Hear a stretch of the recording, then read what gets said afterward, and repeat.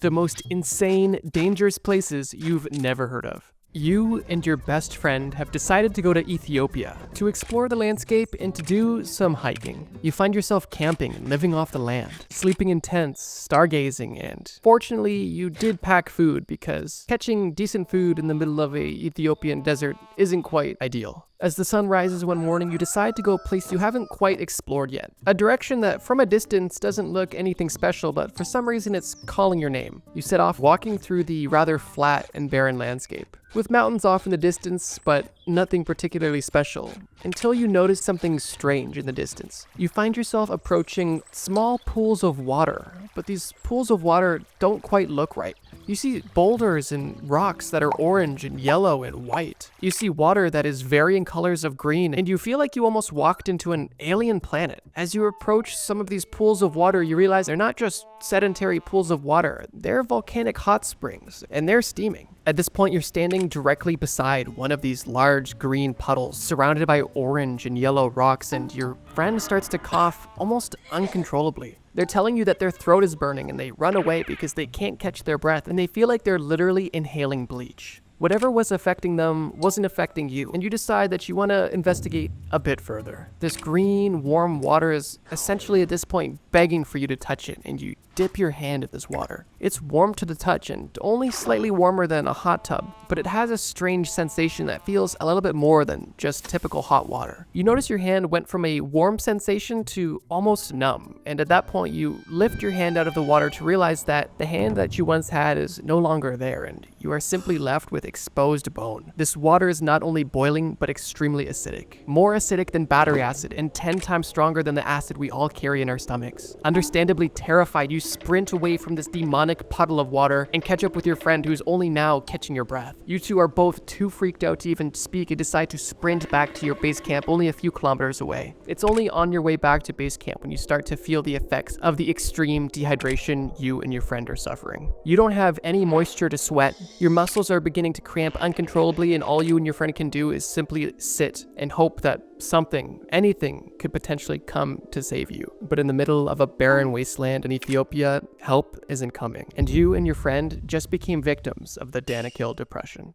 The Danakil Depression is such an interesting and honestly unique place, and although I may have embellished a few details in the story, everything I did say was true. The Danakil Depression is a very unique and odd geographical phenomenon located, like I said, in Ethiopia. It's called the Danakil Depression not because it's upset, but because it is literally depressed into the ground, located over 400 feet below sea level. And the reason why this place even exists is because it's in the center of 3 tectonic plates that are slowly shifting apart, meaning that the depression is slowly sinking deeper and deeper into the ground. Before we even get into the weird colored rocks and weird toxic water that exists within the Danakil Depression, it's important to note one thing. The Danakil Depression is the hottest place on Earth year-round. So although technically Death Valley in California has the highest recorded temperature, keyword recorded, the Danakil Depression has the highest average temperature year-round, that being 34 degrees Celsius as an average, which is 9 degrees hotter than the average temperature of Death Valley, and even a few degrees hotter than the second hottest place on Earth year-round. That fact alone would make it worthy of being on this list, because those kinds of heats are deadly. But for the Danakil Depression, that's one of its more tame attributes. So we know why it's called a depression, and we know why it's slowly sinking, and now we know that it's extremely hot, but what's going on with these weird moon rocks? Well, there's actually a few reasons for that. What little water is available mixes with the iron, copper, and sulfur from the surrounding volcanoes. Oh yeah, did I mention this place literally has volcanoes too? That high concentration of minerals in the low concentration of water with the very unique conditions that the volcanic region provides creates these very strange and unique looking structures. The water is in fact acidic, although it likely wouldn't melt your hand to the bone in a matter of seconds, but it is in parts more acidic than battery acid and, like I mentioned, 10 times more acidic than the acid in your stomach. Not all of the water is this acidic, although none of it's marked, and personally, that's not a gamble I want to take, so I wouldn't be dipping my hand in. Oh, and the throat burning? Yeah, that's because of the high concentration of of chlorine that also exists in some of these pools. Once again, unmarked, so it's kind of a gamble on which pools are gonna burn your throat and melt your skin. But if you get the right pool, you'd be sitting in a nice natural jacuzzi, but there's other places you could do that, likely less risky as well. I wanted to add the Danakil Depression to this list just because it's so unique looking and honestly has some very unique attributes. It almost reminds me of a combination between Lake Natron and Death Valley, because it consists of obviously an extremely hot location that also has very deadly bodies of water. This is something that I haven't heard of until doing research for this video, so I knew it was a great way to start off the video. But this is only the first entry on this list, and you and your friend are only beginning your globe-trotting journey around the world. So let's get to this next dangerous location you probably should have never gone to. You're getting off the plane at your next location, and at this point, you and your friend are still confused on how you made it out of the Danakil Depression alive. Regardless, you get right to your expedition. Walking off the remote runway, you walk directly into the Amazon rainforest. Part of the Amazon rainforest that is specifically in Peru. You and your friend realized that you didn't necessarily enjoy the barren landscape of an African desert, so you figured getting some lush forests with plenty of moisture would be a nice change of pace. You and your friend are swinging machetes, cutting down brush, and making your own little trail, and seeing a lot of really unique and cool things that live in the rainforest. When all of a sudden, you see a weird fog roll in. This isn't necessarily uncommon for the rainforest, as fog is common in particular parts, but you're not at a particularly high elevation, but it doesn't strike you as too peculiar. You keep hacking and slashing, and you notice that you're getting closer and closer to a river, something you've been looking for at this point as you've exhausted all of your water. You and your friend are definitely more timid about random water sources at this point, but this water is normal. It's not green, it's not surrounded by volcanic sulfur rocks, nobody's breathing in chlorine gas, and everything seems to be fine. Besides the fog that's gotten thicker and thicker, and seemingly warmer. But you brush off that warm fog as simply a product of hiking through the rainforest, and a mixture of the humidity plus your body heat would make any fog feel warm. Your friend, less careful than you, decides that it's the perfect time for a swim, and although he can't see the water, he knows where it is. So he takes off his backpack and jumps directly in. And as soon as his body touches the water, you hear the most blood-curdling scream you could ever imagine. Obviously, your friend must have landed on a rock or been bitten by an animal, so you instantly rush in after him to drag him out. And as soon as you jump in, you understand why your friend was screaming so horrifically. The river you just run into was boiling hot, cooking you and your friend alive. You two have just become the most recent victim of the boiling river in Peru. Once again, we find ourselves in an almost fairy tale location. As I mentioned in the story, the boiling river is a real place, and it's a rather modest river that flows through the Amazon rainforest in Peru. The fog that you and your buddy saw was steam, and that's because this water is hot, and I mean scalding hot. It reaches temperatures of up to 200 degrees Fahrenheit, or 93 degrees Celsius, which is, yeah, hot. This heat alone makes it one of the most dangerous rivers on Earth, especially because it's so unassuming looking, unless you know what you're looking for. It may be unsurprising to you that this river, like the first, is being heated to such a high temperature by geothermal activity happening beneath the Earth's surface. Fortunately, this river isn't a big risk for tourists, as the location of this river is rather remote and challenging to even get to. And although you and your friend perhaps are experienced bushwhackers, many people aren't. And the majority of the death toll caused by this river are small animals who don't know any better. And on top of the challenging and remote nature of this location and the sheer presence of a boiling river, the last unsurprising aspect that makes this river so dangerous is, well, its inhabitants. Surrounding the river, like many parts of the rainforest, is venomous snakes, venomous spiders, and even leaves that could potentially cut your skin, like little paper cuts. Crazy. Seriously though, yeah, I mean, this one's pretty straightforward, but it's still crazy, and I've never heard of this before, so I knew I had to add it on this list of dangerous locations. This may seem simple, but you have to keep in mind, who in the right mind would just assume that a river is boiling? I would say it's relatively reasonable to assume water is cool, or maybe even room temperature at its warmest. But if we've learned anything from these first two stories, it's that if you're in some crazy, isolated, and unique locations, make sure you check the water. Maybe with a stick, or maybe just ignore it altogether. I guess one thing about this river that's cool is that if you get lost in the Amazon rainforest somehow and you happen to find this river and don't become a victim to it, this would be the perfect way to make rainforest soup. Literally, just go catch bugs, sticks, rocks, maybe not rocks, actually. Anything that doesn't look poisonous, put it in the water, let it boil, and there you go. You got rainforest stew. So bring it down a little bit on the danger meter, because it could save your life if you live off stew. But okay, let's get to the next location. You and your friend once again find yourself in a familiar place, sitting beside each other on an airplane. Although this time you're more bandaged up and a bit more damaged than you were before. You and your friend are discussing how you must have a guardian angel, because even though you are ending up in these deadly locations, you're still somehow just barely escaping, mysteriously. And you're also discussing how you're upset that you never got to make rainforest soup, at least with ingredients that are not your body. It was at this moment when you land and get to your next destination, a destination that is a huge change change of pace from the ones you visited so far. You walk off the plane and onto the frozen lake, which is the only runway in and out of this city, and you take a deep breath, only to have your nostrils almost instantly frozen. You were bundled up as much as you could be, but even with the warmest clothes you could find, there's not much you can do against the frigid temperatures of where you're currently at. You have just landed in Oymyakon, an extremely remote part of Russia, which is not only extremely isolated, but it's also the coldest inhabited place on Earth. Plot twist, eh? You and your friend didn't die this time. Wow. Call that character development. Seriously though, Oymyakon is an interesting place, and I don't think it's necessarily hard to understand the dangers of severe cold. And by severe cold, like -40 degrees is pretty average during the winter, and the lowest recorded temperature ever was -98.9 degrees Fahrenheit, or -67.7 degrees Celsius. This place is beyond frigid. And sure, we could discuss all of the ways that this extreme cold could cause frostbite and hypothermia and other cold-related illnesses and death. But instead of talking about how you would die in this place, I want to talk about how you live in this place. Because living in a place this cold comes with some very unique challenges. Challenges that you probably wouldn't have thought of, unless you're super big brain.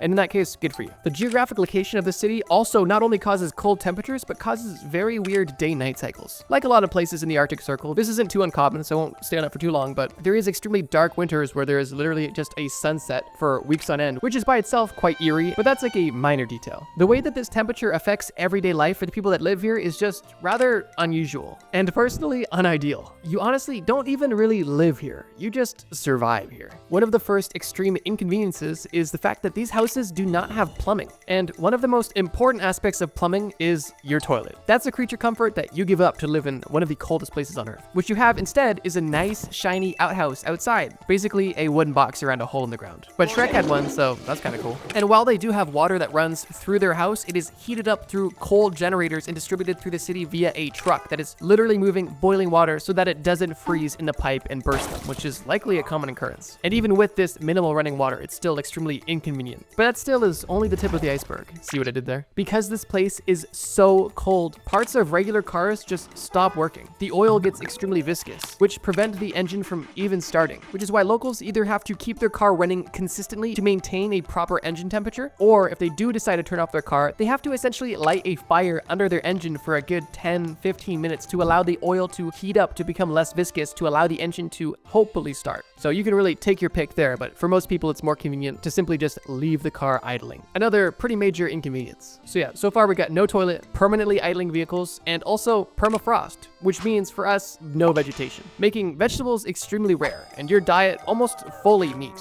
and maybe the occasional bread if you're lucky. And if you so happen to become a victim of the location in which you live, even your burial becomes a rather extensive process, as permafrost makes not only farming, but also burying bodies rather difficult. And funerals here often begin with a fire simply to heat up the ground. And even then, it's not easy digging into this deep permafrost. But yeah, those are just a few creature comforts you don't get. And also, say goodbye to your smartphone, because yeah, you know how it's like kind of cold and your iPhone just randomly dies? Here, if you take any electronic outside, they're cooked. So yeah, you and your friend might have not died going to Oymyakon, but you definitely do not want to live there. So you two already begin packing your bags. Okay, quick intermission and I guess honorable mention. Before we get to this next entry on the list, I just want to mention a general concept, not even a general location: active war zones. Holy. When I was researching for this video, I was shocked by all of the active war zones that there is across the world. Like sure, you hear about stuff on the news, but there's literally so many ongoing geopolitical disputes that just make entire areas completely dangerous to even just be near due to the high tensions. So although this is likely obvious and not worthy of its own point, I did want to make it a quick honorable mention. Yeah, if you're going somewhere, especially somewhere you're not familiar with, check for active war zones, because believe it or not, they can add some complexity to your trip that you likely aren't looking to deal with. Okay, let's keep going. Back on the plane, you and your friends realize that you've experienced a bit of a Goldilocks situation. You've experienced too hot. Now you've experienced too cold. And the next place you're going definitely is going to be just right. Reluctantly, you decide to go back to Africa, but not Ethiopia. You decide to go to the Congo. It's in a different part of Africa, so it's got to be different. You touch down in a city known as Goma, and it's a relatively beautiful place. Once again, you want to continue your hobby of hiking, and you see a beautiful mountain that is just calling your name. The mountain is known as Mount Nyiragongo, but little do you and your friend know, it's also known as the Nyiragongo volcano. Your hike up is relatively peaceful, although you don't see too many locals, but you do see a few scientists wearing some funny-looking silver suits. And as you approach the summit of the mountain, you prepare to look over the amazing landscape that you've been spending the last few days in. But as you get closer and closer to the top of the mountain, you realize there is no top of this mountain. There is only a ledge. And if you look inside the ledge, you will find the largest lava lake of its kind in the world. At this point, you and your friend have learned to not jump into random bodies of water. And although this isn't a body of water, to your friend, it still looked a little tempting. You and your friend have learned your lessons around volcanoes and just decided if they're dangerous underground, they're definitely dangerous above ground. So you guys make your way back down, spend some time in the village, and the night before you flight, you reflect on how much fun you've had in the Congo. Until in the middle of the night, during your sleep, you are woken up by people screaming, yelling, and most importantly, running. This mountain and volcano isn't dangerous simply because of the presence of this large lava lake. It's dangerous because this volcano is one of the most active volcanoes in the world. And it doesn't take a scientist to understand that volcanic eruptions are extremely dangerous. Fortunately, you, your friend, and all of the locals make it out of the city alive. But unfortunately, the lava has essentially destroyed everything that was there. And that was the reality for many people in 2002 during one of the last eruptions, which left thousands of people homeless, and unfortunately took some victims with it. This entry is definitely one of the more known entries on this list, but I wanted to add it because volcanoes are just such interesting phenomenon, and it seemed on theme for this video. In reality, many people don't have access to just simply climb to the top of this mountain, as access is tightly regulated due to the obvious risks involved, and is typically only left for scientists. But like I mentioned, beyond just the lava lake on the top of this mountain, the entire area is prone to seismic activity, meaning that if even the volcano doesn't erupt, there's a very good chance that a dangerous earthquake could cause some serious damage to you or the place that you live. This mountain and general geographic location is beautiful and interesting, at the very least scientifically. But due to the unpredictable and obviously dangerous force of nature, the city of Goma and surrounding areas are definitely a place that I would consider to be extremely dangerous. So yeah, this one's not necessarily unheard of, and it's not even the most dangerous, but I'm hoping the cool factor can kind of make up for that. One quick note I want to make is if you're an OG Trust Me Bro fan, then you probably thought I have covered this topic before, and you're not fully wrong. About 9 months ago, I made a much worse video about how you would die in dangerous locations. And in that video, I discussed pretty well-known locations and I went into detail about how they would kill you. I wanted to make this video because I think the topic is just so interesting, and honestly, my videos are a lot better now than they were 9 months ago. So although that video was fine, this video is a lot better. And if you want a good laugh, check in the description. I'll link that video that we posted 9 months ago. So before we get into our last location, I want to say 2 quick things. 1, if you've already written a comment saying, I know about these, I live here, please understand this. I'm just a simple stick boy, and a lot of these are news to me. And some of them were just too cool to not put on this list. So if you've heard of any of these, simply appreciate the fact that you're just bigger brained. And if you know some facts about these locations, drop them in the comments. And secondly, I just want to say if you guys enjoy videos about crazy, scary, illegal, and creepy locations, please let me know in the comments below. I try to read all of the comments and I take your suggestions very seriously. Now, let's get into our final location. And I guess while we're on the topic, you and your friend are now just fed up. You both look like that guy from SpongeBob with the glass bones and the paper skin. And you realize that you've had it with this overseas travel. You're going back to the States and you're playing Minecraft. That's gonna be your form of exploration. But after some time healing and playing Minecraft, you get that wanderlust once again. And you and your friend decide to plan one more trip. Although this trip is domestic, and you're going somewhere that has to be safe. You drive up to Washington State, specifically southeastern Washington State. And the objective of this travel is not to do any outdoor hiking or to do anything crazy with nature. You've learned your lesson. What you want to do is some urban exploring. And you found this really cool, old, abandoned factory-looking place on the Columbia River. And you and your friend approach this location but have to park far away because it is still, for some reason, pretty heavily secured.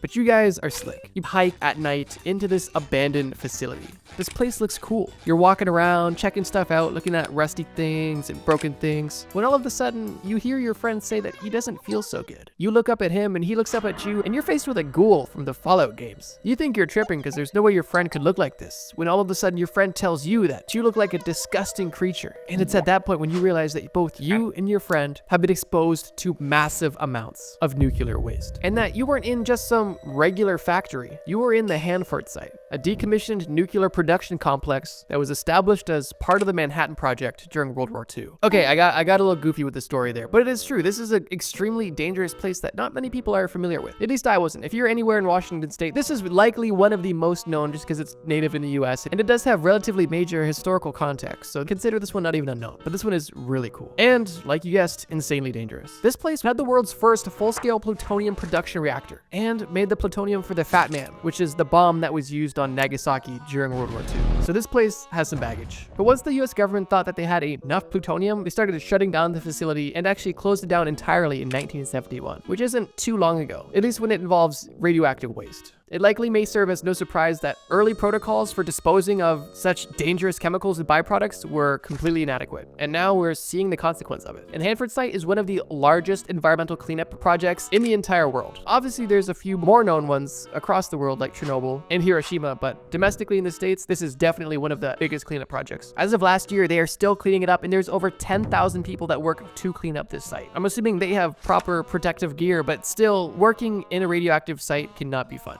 Or safe. I meant to say safe. Fun or safe. You and your friend survived so many near-death experiences just to turn into ghouls, which I guess is now fine because now you guys can live forever and experience all the places that would have killed you before. What a happy ending. How to escape North Korea. North Korea is an elusive country, unlike any other. And while a lot of what happens in North Korea is a secret, the cruelty, poverty, and human rights violations are definitely not hidden. North Korea is globally known for its poor treatment of its people and tyrannical dictator. However, the world seemingly just allows it. And that is a topic for a different discussion. But I mention this all to say that North Korea is not a good place. And for that reason, it's unsurprising that every single day people try to escape this country. Those people are known as defectors. The record of North Korean defectors goes all the way back to 1998, with a recorded count of 947 people escaping the country. From 1998 all the way up until 2011, we saw a rise in the amount of people that were able to escape, with a peak number of defectors of 2,914 in 2009. But after 2011, the number started to float around 1,500 and shrank all the way down to around 1,000 defectors in 2019. However, after 2019, the amount of people that were able to successfully escape plummeted. The reason for such a dramatic drop in escapees is North Korea enacted a shoot-on-sight order that essentially gave all Border Patrol the authority to shoot any person in the buffer zone surrounding North Korea who was there without permission. Escaping North Korea is scary and truly deadly, especially now more than ever. But for some living in North Korea, that risk is worth taking, and they'd rather die on the pursuit of freedom than living under the control of a dictator. Since 1998, there have been over 34,000 people in total who have been able to escape North Korea successfully. And today, I'm going to discuss some of the craziest ways that these people accomplished such a feat, starting tame and getting crazier as the list goes on. Leveraging wealth and social class. You are a high-ranking government official, specifically working with state-run businesses. You are one of the extremely rare, wealthy North Koreans, at least relatively, and you experience privileges many North Koreans could never dream of. Not only do you have a comfortable dwelling and consistent access to quality food and clean water, but you also have access to something that almost resembles freedom. You work tireless days, and sometimes even nights, and you are quite literally being worked to the bone.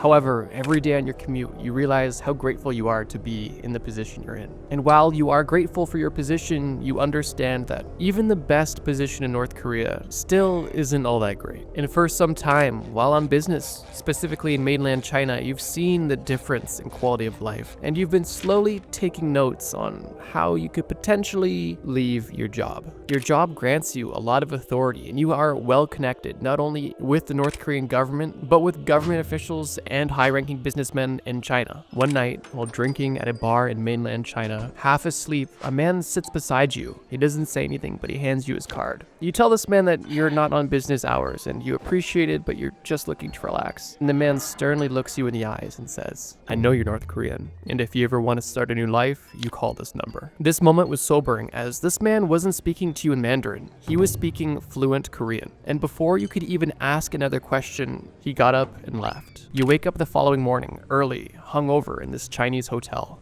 You briefly remember that crazy dream you had last night until you reach into your pocket and feel that you actually got that card and that wasn't a dream. You get in the taxi and make your way back to the airport. And on your way back to North Korea, the only thing you could think of is the offer this man gave you. You assume he had to be a defector, as no mainland Chinese person would speak such perfect Korean, specifically with a North Korean accent. And nobody would recognize the fact that you were North Korean or make you such a preposterous offer unless they were sure, likely because they were in a similar situation.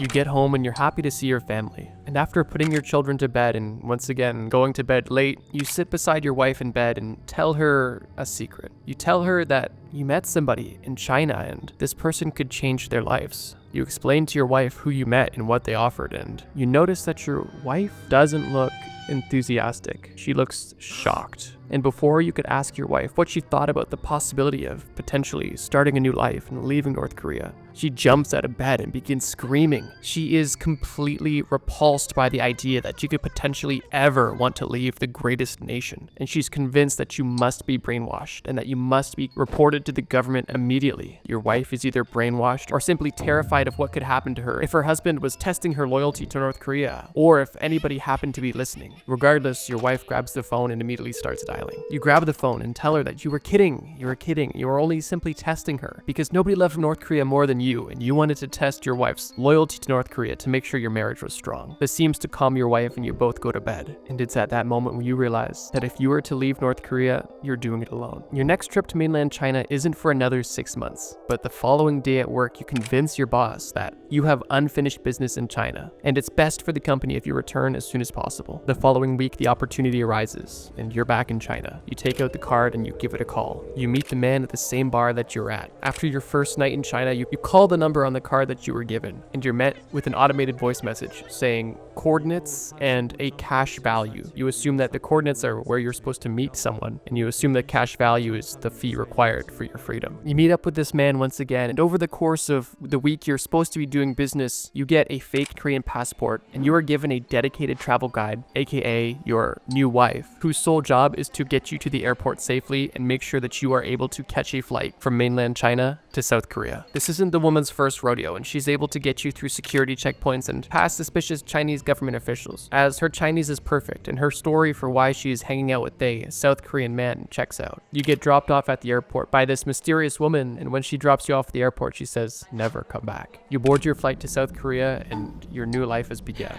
So yeah, this is obviously a hypothetical story, but it's an example of exactly how someone could use their wealth, connections, and status to escape North Korea. This method of escape is the most effective, the safest, and also the least common, because privileged individuals in North Korea simply are hard to come by. And the percentage of those that would even consider leaving or betraying North Korea is even smaller. However, it has been done and it needed to be mentioned. In this story I just told, I outlined a mysterious man, and this man represents a very real person and industry that exists, known as escape brokers. And their entire business model is essentially smuggling people out of North Korea, obviously for a hefty fine. However, if you're a wealthy individual, then that is a small price to pay for your freedom and for your safety, because the other methods of escape we're going to be discussing are not nearly as plush as this. The reason why this mysterious woman, who was an employee of this smuggling company, gave you a South Korean passport was, one, because it was a perfect excuse of why somebody in China would be speaking Korean, and secondly, because it raised no red flags of why a South Korean would be going to South Korea from China. If this man decided to fly from mainland China to South Korea with a North Korean passport, it is highly likely that the Chinese government would be extremely suspect of this and you would be questioned. Specifically because China has very close relations with North Korea, and also has a treaty in place where any escapees from North Korea that make it to China will be returned to North Korea by the Chinese government. So yeah, even if you are able to simply escape to China from North Korea by any means, you're definitely not free, but that's something we'll discuss later. The example I gave in the beginning focuses on businessmen or government officials who are able to essentially network with influential and powerful people and also have access to money. But there are other ways you can leverage class and status to escape, notably being high-level athletes or privileged students from these rich families who are able to both work and study abroad. In these cases, when you are out of North Korea, you can simply just not go home. And depending on where you are abroad, you can be protected, and in some cases even given citizenship as a refugee, allowing you to start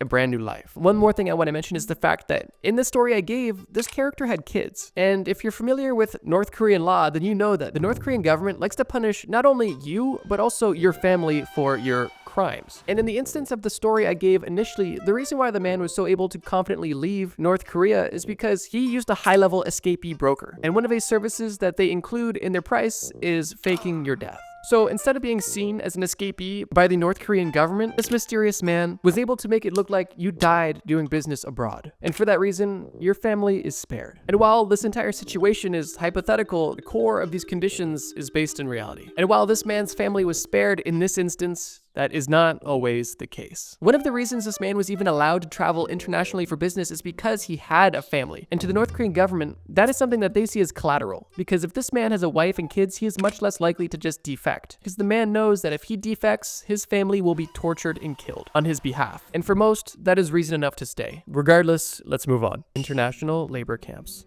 You're a skinny, single, young man living in the northern part of North Korea. You're an orphan and you work on a farm. You've been working at this farm for as long as you can remember, and the people that live at this farm are the closest thing you have to family. But as you get older, it seems the worse the treatment gets, and it seems that the more work you put in, the less that you get paid. You're a full-grown man now, but the meals you get served are still the portion size you got when you were a child. And at this point, you're almost skin and bones. You've tried begging and pleading with the owners of this farm for more food, as they are the only ones providing your meals. However, they're not budging. They tell you should be grateful for what you get. And while they're not in any better of a situation, you realize that if you stay here, you're going to die. So one night, you plan your escape. Not from North Korea, but just from this farm. Under the veil of night, you escape on a dirt road with a burlap sack on your back and the rags that you've had for your entire life. You find yourself in a small village and soon realize that your money did not go nearly as far as you thought it would. So to conserve money, you decide to steal. And while it isn't like you at all, it's life or death, and you're able to justify it. And you fill your bag with food from a stand in the city square, from the village farmer's market. Before you could even close your bag, you feel two hands on your shoulder and turn around. It's a police officer, and good news, you'll have a place to sleep tonight. Bad news, you're going to jail. You're brought into jail, booked, and because of your retaliation, the punishment that you're given is 2 years in a labor camp in Russia. After 2 cruel weeks in a holding cell, you're put on a train and sent to northern Russia, where you're going to be spending the next 2 years on a lumber mill. You arrive at this mill and realize that this camp is almost fully employed by North Korean criminals, which gives you some relief as you at least have somebody to talk to, because you were expecting Russians. And while all of the guards are heavily armed Russians, those are really the only Russians around you, as this labor camp is in an extremely remote area. On your first night in the camp, you speak to one of the other North Koreans, and he tells you that you came at the perfect time, and that him and the other men at this labor camp have been planning an escape for years. And tomorrow night was the night that they leave, and that if you are brave enough, you could come with. You had no intentions of leaving North Korea and ended up in Russia by accident, but at this point, you had nothing to lose. The cold weather was unbearable, you can't stand farm work anymore, and even dying at this point sounds better than working in a Russian labor camp. You tell the man you're in, and he says, "We'll wake you up tomorrow night." You work the next day and go to bed the next night, and like he said, in the middle of the night, this man wakes you up quietly. Similar to something you did yourself not long ago, under the veil of night, you and a small group of these North Korean prisoners set off in the middle of the night. Leaving the labor camp wasn't the hard part, as security was relatively low due to the location of this labor camp and the assumption that if anybody were to leave, they would be dead within days, as the closest civilization was multiple days away on foot. And all of these cities had police that specifically do checks for North Koreans. Walking through this frozen, barren wasteland, you ask this man, "What is the plan? Where are we going? If Russian police find us, we will be sent back to North Korea. They are allies." And that's when this man reveals his master plan. Some of the criminals you are with have been in this prison for so long that they speak fluent Russian. And because of the Russian that this prisoner picked up, in the months of listening to guards, they were essentially able to map out not only where the train tracks are, but the train schedule as well. After hours of walking in the darkness, day begins to break,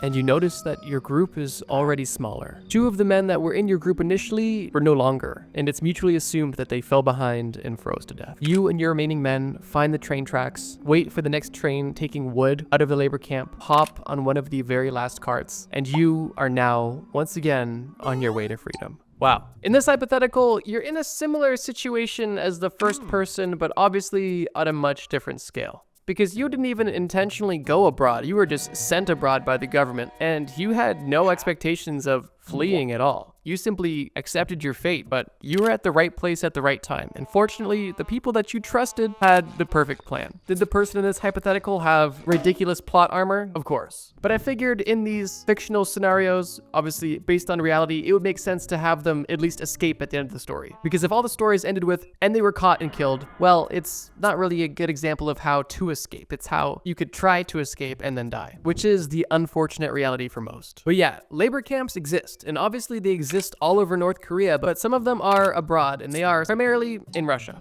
And while nobody wants to be at a Russian labor camp, there are North Koreans who see going to a Russian labor camp as a golden opportunity to escape their country. And it's for that reason that the North Korean government is very stingy on who they send abroad. And in most cases, you're not going to be sent to an abroad labor camp. And the only reason why you in this story were even sent abroad is because you have farm experience, you've worked in cold conditions before because you lived in a northern part of North Korea, and according to your documents, you still had a living family, which is a requirement to be sent abroad. And obviously you were an orphan since birth and don't know any of your family. Legally speaking, you still had a living family, so the government assumed you had loyalty to them, which made you a much lower escapee risk. Of course, getting to Russia is similar to getting to China. You are not necessarily fully free in these countries. You're more free, but these are still countries that have close ties to North Korea. And you are at risk for being caught and being deported back to North Korea, where you'll be punished severely. And in this instance, you and the other criminals who made it to this train were taking a train that took you out of Russia and into Europe, as Europe has no allegiance to North Korea, much like the rest of the Western world. And if you're able to make it through Russia into a European country, and from there find a South Korean embassy, at that point, it's safe to say you're safe and are going to win yourself a one-way ticket to South Korea. The reason why South Korea is so desirable for North Koreans is because South Korea gives automatic citizenships to North Korean escapees, and at least the government accepts these people with open arms. Socially, there is definitely polarity on how people treat defectors, but a bit of scrutiny for being North Korean is definitely better than living in North Korea. So at this point, let's reconsider. Obviously, going north isn't ideal, because if you use the small border that borders North Korea and Russia, not only is it extremely well guarded, cold, and far from any sort of safe haven, it's only really a good option for those looking to get into a labor camp, as being sent to a labor camp allows you to cross the border safely. And now we also understand that going through China, another country that borders North Korea, is also not ideal, because that border, once again, is highly guarded. And because of the connection that China has with North Korea, you're essentially still in North Korea until you're out of China, which means that you have a long ways to travel before you can really take a breath and relax. But that leaves the natural question. What about the last country that borders North Korea? Why not escape to the country that everybody wants to go, that gives you immediate asylum and citizenship? South Korea is literally connected to North Korea. It's not freezing cold. It's a country that will accept you. And this country also has people that speak the same language as you. It seems like the perfect way to escape. And while on paper, you're definitely right, there's one major issue. You're not the only person that understands this. The North Korean government understands this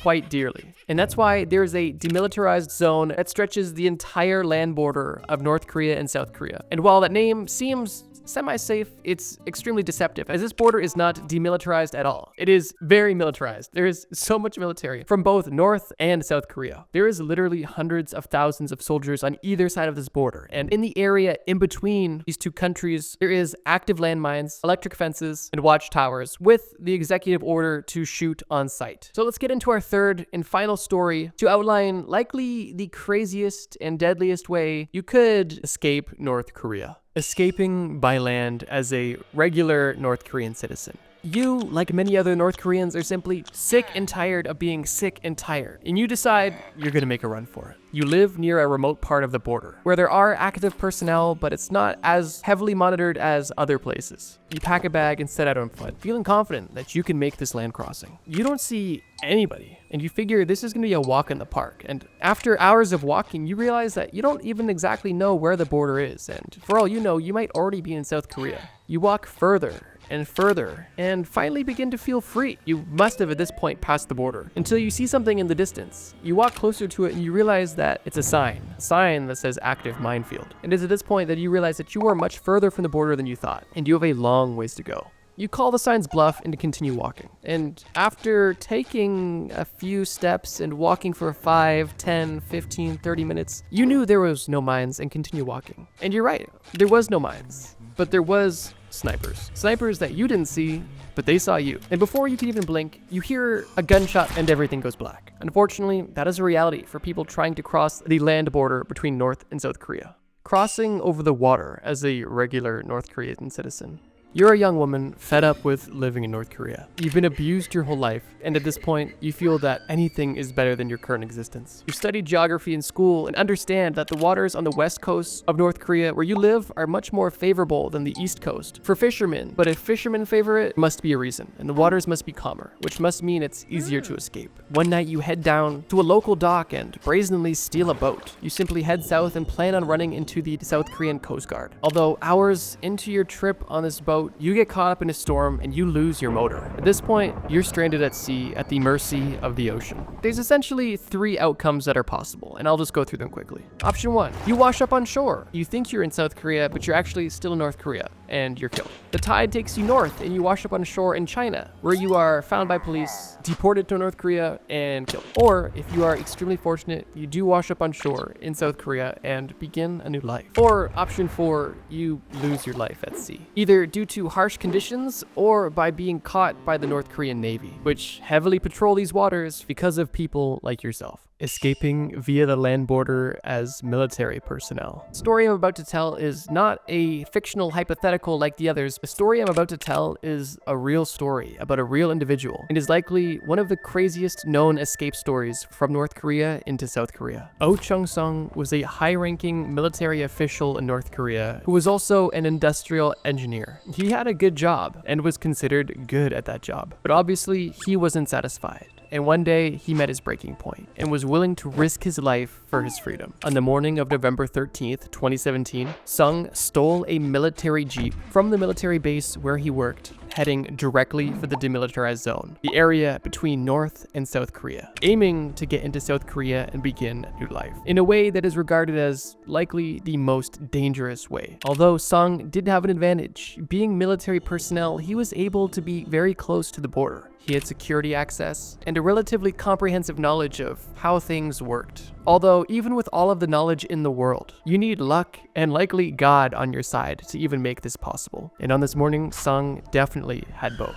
Sung sped this military jeep directly at the border, crashing through fences and driving right through no man's land. And while approaching freedom and seemingly having a perfect escape, his car lost a wheel. He hit a ditch on the side of the road and was immobile, and had to continue his escape on foot. Sung was close to the border, but he did have North Korean officials tailing him closely, and they were shooting to kill. Sung officially crossed the border, although with 5 bullet holes in his body, and was able to crawl behind a small barrier where he collapsed and stayed seemingly lifeless for hours. Later that day, the South Korean military conducted a rescue operation and strategically transported him via air to a hospital and saved his life. In the hospital, it was discovered that he was shot 5 times and lost over half of his blood, and that if he did not receive this emergency surgery, he would have died there. Sung's story is extremely well documented, and this entire situation was actually caught on camera due to the sheer amount of surveillance on the North and South Korean border. And Sung is definitely one of the luckiest people to ever cross the North Korean border illegally. If you are living in North Korea currently, well, truthfully, you're not watching this video. But if you're curious about how people have successfully and unsuccessfully escaped North Korea in the past, hopefully this video gave you a bit of context, and did so in a way that was entertaining due to the hypothetical stories that I basically just made up, but obviously based on reality for the most part. How to get rich in every time period. Not too long ago, I made a video about what it was like to be rich in every time period, and you guys really liked that video. In that video, I talked about the experiences and the lifestyle of wealthy people in every time period, and only briefly touched on how that wealth was typically acquired. But in this video, I wanted to provide some perspective on how wealth could be made and how you could get rich in every time period. Let's get started. The Stone Age. This segment is likely going to be the most wholesome on the entire list, and that's just because the Stone Age was a simpler time. Genuinely, not many things were required to be wealthy, and the concept of being rich or wealthy didn't even exist. In the Stone Age, simply surviving was hard enough. So if you miraculously survived childbirth and somehow survived the brutality of a Stone Age childhood, you were already essentially a billionaire. And everything even remotely close to wealth had to do directly with your survivability. That meant food, shelter, water,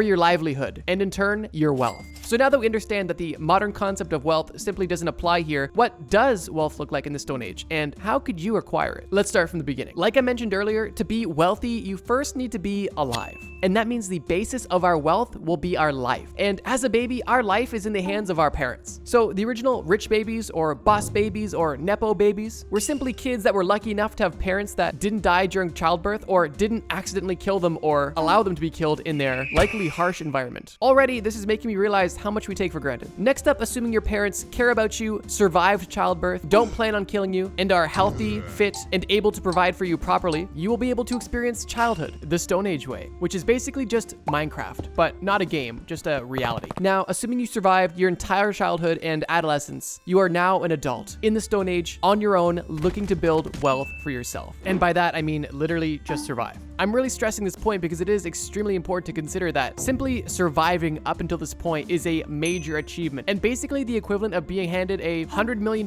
trust fund as soon as you turn 18. But now in this hypothetical scenario, when you are alive, healthy, and on your own, what do you do next? Unfortunately, there is no online business or jobs, and if you want something, you have to go get it. Literally. The first thing you would need to get is food, which is the first and likely primary pillar of wealth in the Stone Age, a steady supply of food. Being on land that was fertile, not only for yourself but for animals, directly impacted your likelihood of survival, and therefore your wealth. If you lived in the right biome, nature would provide for you, as long as you were a semi-skilled hunter and in tune with your environment. However, the wrong biome would leave you starved and dehydrated in only a matter of days. This directly ties into the next pillar of wealth, which I'll combine two separate parts into one: location and shelter. Of course, food is essential for life and, in this case, wealth. But like we discussed, to have this steady source of food, you must have a conducive environment, which in itself is a form of wealth. But I kind of already made that point, so without repeating myself, let's discuss the second part of this: shelter. Depending on what part of the Stone Age we're talking about, because it does go pretty far back, a lot of shelters were more or less natural, with the most common being a cave,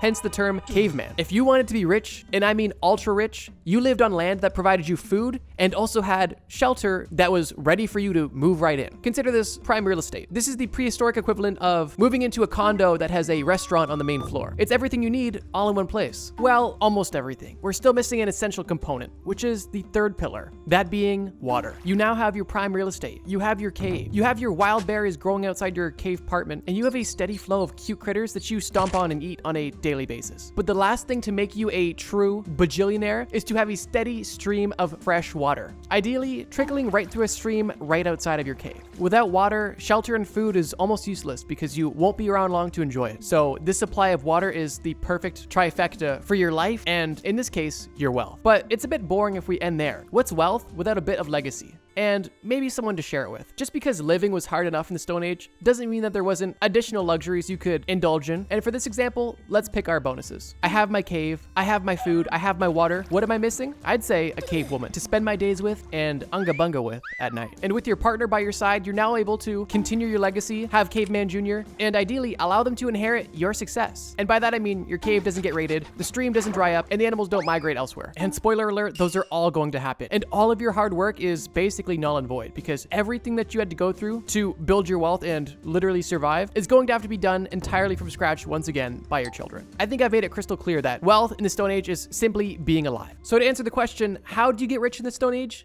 You just don't die. The Bronze Age. No, not the guy that plays for the Lakers, the Bronze Age. The Bronze Age is really a landmark in terms of human development, and as we'll see in this segment, there are many changes between humans and wealth in the Stone Age and the Bronze Age. For starters, the Bronze Age is a much more concentrated timeline. The Stone Age, for example, literally goes on for millions of years, whereas the Bronze Age is roughly 2,000 years in total. Don't allow this relatively short timeline to fool you. The amount of development that took place during this era was rapid and impactful. Some major differences right off the bat between the Stone Age and the Bronze Age is that people began to settle. In the Stone Age, a lot of people were nomadic, similar to animals, going where the resources were, as typically ideal locations didn't last very long. But with the introduction of agriculture and other advanced survival techniques, people were able to settle in locations that were deemed ideal. One major difference between the Stone Age and the Bronze Age that was spawned out of settlements were possessions. Because when you are nomadic, you're not able to carry much with you, and for that reason, you didn't own much. On the contrary, when you have a place to call your own, you're able to start collecting a thing or two.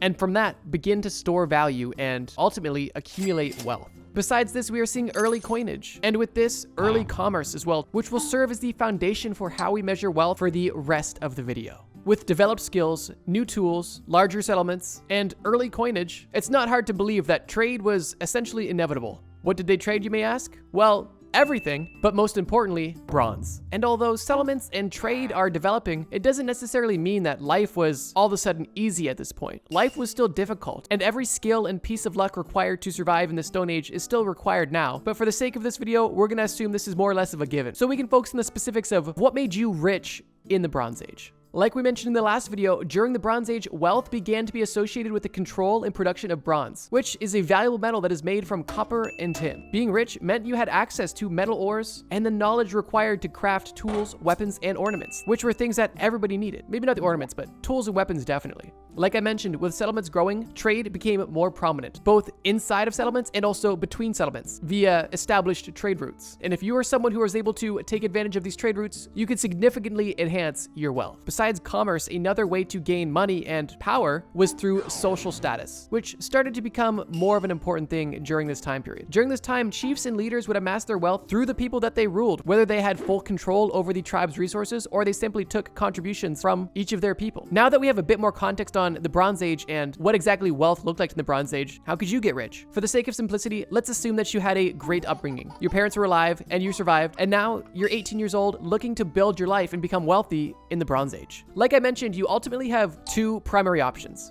One is to become a merchant, or two, become a leader. We'll touch on both of these. Starting with becoming a merchant, the control and manufacturing of copper was a booming industry. So if I were planning to get rich, I would definitely start there. The first thing I would do is start looking for copper. I would make my wood and maybe even stone pickaxe and get straight to the mines, looking for any copper deposits I could find. Now, this isn't obviously the only way you could gain wealth. I think a better way to gain wealth in the Bronze Age is to become an artisan, specifically making the best type of either tool, weapon, or ornament. For this example, let's say that we want to make the best sword possible. In this case, I would go to a blacksmith and immediately beg them for their knowledge. I don't care if I was unpaid. I don't care if I was like SpongeBob at the Krusty Krab and I had to pay to work there. I would be getting my hours in at the blacksmith so I could hone in my skills on making the best swords possible. Why would I do that? Well, if I could make the best swords and gain a reputation as the guy who makes the best swords, which would hopefully be my official title, I would hope to potentially make a name for myself and ideally catch the attention of the powers that be. Because you know who needs swords? The troops. And you know who wants their troops to win battles? Leaders. And you know who has all of the money? Also leaders. For the most part. I think you see where I'm going here. That's just one example, but if you were doing anything valuable related to copper, chances are you were able to make a few shillings for yourself. But let's just say for this example, you weren't very inclined to mine or craft. And in that example, I would recommend you go the route of leadership. How would I go about that? I would first identify the powers that be. You could try to assassinate him and hopefully fill the power vacuum, but I think that the likelihood of that working out are low. This would definitely be a slow grind, but if you're willing to put in the time and you're charismatic enough, I think it could work. I would get as close as possible as I could to the leader, maybe potentially offering to be some sort of servant. At this point, I would do my absolute best to gain their trust, gain their respect, and ideally become someone that they consider to be a friend. Through this relationship, I would prove that my ideas were worthy and that I potentially had the skills to be a leader, without ever, of course, showing up the leader himself. At this point, over time, I would wait for opportunities to arise where I could potentially fill voids where leadership was needed or ideas were required. And hopefully, through my connection to the actual leader, I could become a person of power myself and benefiting from that sweet, sweet Bronze Age nepotism. Now, in reality, were people in the Bronze Age really so entrepreneurial focused or status focused that they'd be willing to cozy up to the king? I think potentially. And people like this definitely existed, but they weren't the norm. Most people were just trying to exist, and serfdom was basically hard labor all day to feed yourself and your family and potentially make a few dollars on the side, or simply to do your duties for the village that you lived in to make sure that you had the protection that they'd offered you. So to answer the question of how do you get rich in the Bronze Age, I'd say your best bet is to get involved in the bronze industry in any way that you think you would excel the most. In my example, I wanted to master blacksmithing swords and use this to my advantage to essentially get government contracts, or at the very least, sell desirable artisan swords to rich merchants and political leaders, and ultimately get that bag. The Iron Age. What a time to be alive. During the Bronze Age, we experienced more development in 2,000 years than we did during the over 3 million years of human existence in the Stone Age. Due to this exponential growth, you would likely assume that this trend continued into the Iron Age, but that's not exactly the case. Like we mentioned in the previous video, the end of the Bronze Age was a rather rough time, and due to major situations that happened, which are honestly worthy of their own video, most of the world was left in a place where production, trade routes, literacy, and overall progress were either diminished or reduced, making the Bronze Age more or less of a 2 steps forward, 1 step back sort of situation. That being said, it's not all doom and gloom because we're humans and we're Chads, and we ultimately figured it out. Obviously, just look at us now. But that leads us to the beginning of the Iron Age. We needed to rebuild, and we needed to do it now. The beginning of the Iron Age was very similar to the beginning of the Bronze Age, with the primary difference, of course, being the metal at play, which, you guessed it, was iron. Iron wasn't necessarily a stronger material, but it was more readily available and it was easier to produce, which helped facilitate a lot of progress. Which is why, if you're paying attention to the dates, you'll notice that the Iron Age was also much shorter than the Bronze Age, and the Bronze Age was much shorter than the Stone Age. The exponential growth is still continuing even after the bump in the road. Now, that's a nice underdog story and all, but how do we get rich? Like I mentioned in the last video, being rich in the Iron Age was not very different than being rich in the Bronze Age. And I hate to break it to you, getting rich in the Iron Age also wasn't very different than getting rich in the Bronze Age. But I'll still give you a new hypothetical in this new time period. Let's assume that once again, you're a healthy, able-bodied 18-year-old ready to start your life. The artisan sword company that your parents had founded has now gone Bronze Age bankrupt and they are dead. For the sake of this story, they just died too. They went broke and died. So now you're here, alone, looking to get that bag in the Iron Age. What do you do? Once again, you have 2 options. Get involved in emerging industries, in this case, the production of iron, or try to get as cozy as possible with the powers that be, which at this point in time isn't an easy task. So in this case, I'm becoming an iron mogul. With establishments growing and jobs becoming more or less of a thing, my plan is to find and own the best iron deposit my settlement and likely other settlements have ever seen. But here's the thing, if I'm just one guy looking around for iron deposits, I may not be that successful, and I may miss things. And even once I do find it, there's a lot of work to be done there. I guess what I'm trying to say is, I'll need help. First thing I'll do is go to the nearest farm. I'm gonna try to round up as many farmers that I can find who are no longer interested in farming and looking for a better opportunity. At this point, everyone's been seeing the new and shiny iron tools and they know that they're expensive. And likely they're interested and want their own. And my proposal to them would be, join my team, help me find an iron deposit, let's mine it together, and with you, I will share the rewards. Realistically, the proposal is no money up front, but a lot of money down the line if you're willing to work with me. And once I have a good group of guys, we're ready to go. Day 1, we're looking, searching, scoundering, floundering, sleuthing, anything we can do to find iron deposits. Once this has been achieved, we begin the hard work, mining. We gather as much as we can and determine how good this vein of iron really is. And if we see potential, we set up camp. Once we begin mining, we begin either collaborating with an existing manufacturing facility or we build our own to be able to turn the raw materials into a usable iron to make tools, weapons, and once again, ornaments. Once we get a more refined process, we then begin to stockpile and finally sell our refined material. We could sell the raw material, but we also know that if we sell a more refined material, we can get more money. And from that point, we begin our journey. All of the men that were mining are now selling. Door to door, potentially. We are going to every blacksmith and offering them the best iron in the best condition with minimal work on their end. Just heat it and forge it. What more could you want? Ideally, once again, the leaders at B take notice and want to buy my iron, but I'm happy if even just the blacksmiths prefer mine. At this point, we begin to collect money and it's a beautiful system. In the Bronze Age, I wanted to make the swords, and in the Iron Age, I was the person selling the materials to those artisans. Is this a realistic plan? I highly doubt it. This oversimplified, trust me bro hypothetical is leaving out so many components. Specifically, all of the violence that would have potentially taken place either between my team, between settlements, between people in my settlement that wanted my iron deposits, and so many other things that could have potentially existed. I'm just now realizing that this video is basically what it was like to be an entrepreneur in every time period, which I guess makes sense because entrepreneurship and wealth typically go hand in hand. The medieval era. Now things are really heating up and we are in full swing of development. People are settled and civilization is making major strides. There's a very established class system and money is more important than ever. The richest people in the medieval era were the people that were closest to the powers that be, those being the nobility and the merchants that were able to sell products over very long distances. Both of these were extremely useful to the king and therefore paid very nicely. And considering the major wealth gap in the huge centralization of money and power, your best bet was to get money from the king, because most other people just didn't have it. During this time, spices, precious metals, and silk were extremely desirable materials, and I'm going to use those to my advantage once we get to the hypothetical. For my plan to get rich in the medieval era, I want to do something different. I'm done being an entrepreneur. I want to now become a criminal. And for this reason, I'll need to target merchants. You see, the nobility had most of their wealth come from the land that they owned, which was given to them from the monarch. And it's rather hard to steal land, at least not without a fight. So I think I'm better off stealing from the long-distance merchants. In this time period, I am more motivated than ever to get my bag up because we are starting to see the early equivalent of modern luxuries. Large, beautiful castles,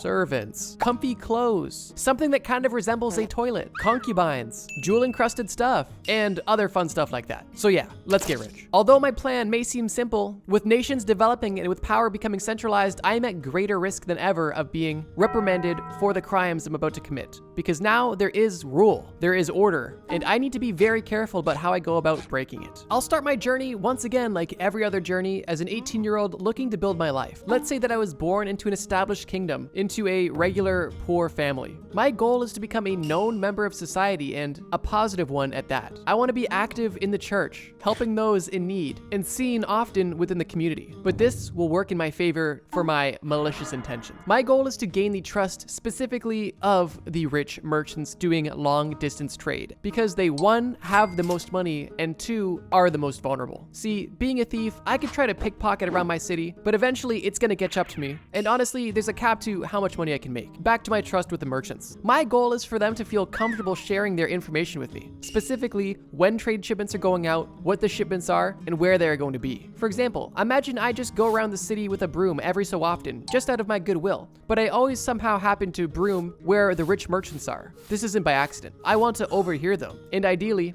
I want to gain information. If I'm sweeping right beside two rich merchants having a discussion outside and I overhear one of them telling the other one that they had a large shipment of spices just get delivered and they are currently days away from getting their large payment, I'm going to inquire. I may ask this merchant how the shipment went and where they shipped it and where they even got the spices. I'm going to pretend like I'm interested in the business, when in reality, I just want to know when's that money coming into town and what route is it going to take. Let's just assume that this merchant slips up and he accidentally tells me that his people always come in the back route to the kingdom and they always head home under the veil of night. At that point, I have all of the information I need. I will go about my day, and as soon as the sun starts to set, I will put on my dark cloak and begin my journey. I will begin my trek on the back trail, getting outside of the kingdom and closer to my reward. I'll likely go 10, 20, 30, maybe even 40 kilometers on the trail. Something far enough from my kingdom so nobody knows what's going on, but still not too far that I can't do it in one night. I have two options. I can either hide and sneak attack these people on the way back, or I could gain their attention in other ways. For this example, my strategy is tricking the merchants into stopping and thinking that I need help. I brought a second robe with me and I folded it in a way that made it look like it was a swaddled baby. I'm going to be sitting in the middle of the trail holding my baby, rocking back and forth, hysterically waiting for them. Once they arrive, I'm going to beg them for their help and tell them that they need to help save my baby. I am going to be inconsolable and overwhelming to them. They're going to want to leave me immediately. And fortunately, I don't need much time to distract them. Because the merchant didn't tell me who was carrying the gold and where it was held, pickpocketing here is useless, and my only option is to kill them. Because I have the agility and sword skills of an absolute ninja, I flawlessly cut them all in half and they die instantly. And with my expertly placed slices, the bag of gold and silver instantly reveals itself to me. I grab the loot, leave the men, and head back into my kingdom. I arrive the same night I left, I put my robe away, and in the morning, I start the nice side of my double life. Here's the problem with this situation. If money's going missing all the time and I, a poor person, all of a sudden becomes rich, people are gonna ask questions. So I can't really spend my money, but that's okay. Because once I'm satisfied with the amount of money I have,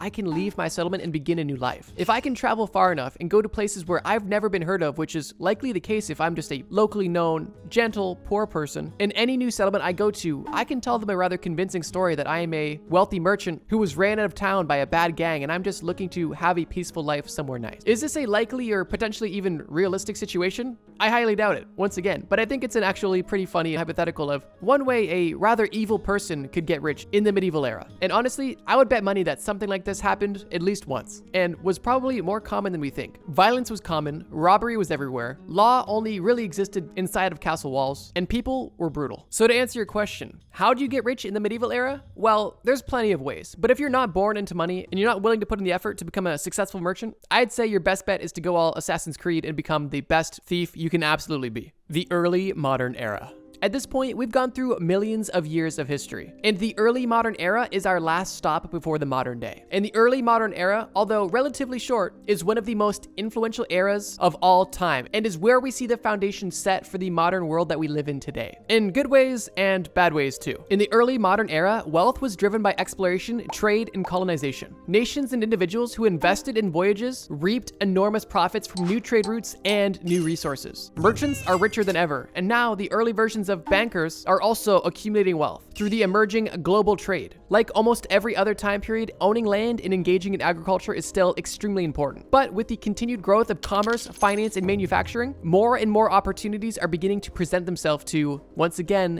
get that bag. So we're in the early modern era. How are we gonna get rich? Well, we have two new options: exploration and colonization. And for the sake of my reputation, let's go with exploration. My goal as an explorer is going to be to build the absolute best team of cartographers, navigators, researchers, and writers, so I can not only establish new trade routes, but also make extra money by developing maps and documenting what I'm seeing on my journeys. Because during this point in time, a lot of the world was unmapped and undiscovered, at least to some people. I guess my first step would be to beg the king for a boat and a small loan. This won't be easy, but I'll tell him that I have the best cartographers, the best writers, the best captains, and the best people on my team to make sure that our voyages not only find new lands, but bring back artifacts, establish trade routes with the people that are there, if any, and that the places that we go are documented not only in map form, but in the written word. And if that doesn't convince the king for him to fund my journey, I don't know what will. So in this case, assuming he does, I now have a boat and a small loan of money. But there's one problem. All of those people that I told the king I had on my team, I don't have on my team.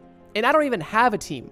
So now I gotta get them. And during this time period, where do you think the best and the brightest would be? Do you think they would be the guy sitting on the side of the road drinking wine and ale? Likely not. They're likely in the government where I just got the boat and the loan. Now, of course, I can't ask the king for these people because then he'll know I'm lying. So I have to be a bit more creative. What I'm going to do is I'm going to identify the key players in the government, specifically for captains and cartographers, and I'm gonna go to them and tell them, hey, the king gave me a loan, a boat, and he told me that you have to come with me. Now, of course, he could verify this with the king, unless I told him a reason not to. I'm gonna tell these people that the king is mad at them. And I don't know why, but the king said that if he saw them again, he was going to have them executed. And for that reason, these people should come on this adventure with me. Not only to get out of the king's sight for a bit, but also to get back in the king's good graces. This may seem manipulative, and you're 100% right, but it's also, in this situation, my only option. And now, my house of cards is finally complete, and together, we set sail. On this boat, I am more or less useless, so I am trusting the captain and the cartographer with this entire operation essentially. Fortunately, a lot of areas are simply unmapped, so I just tell the cartographer to tell the captain to go where we haven't gone before,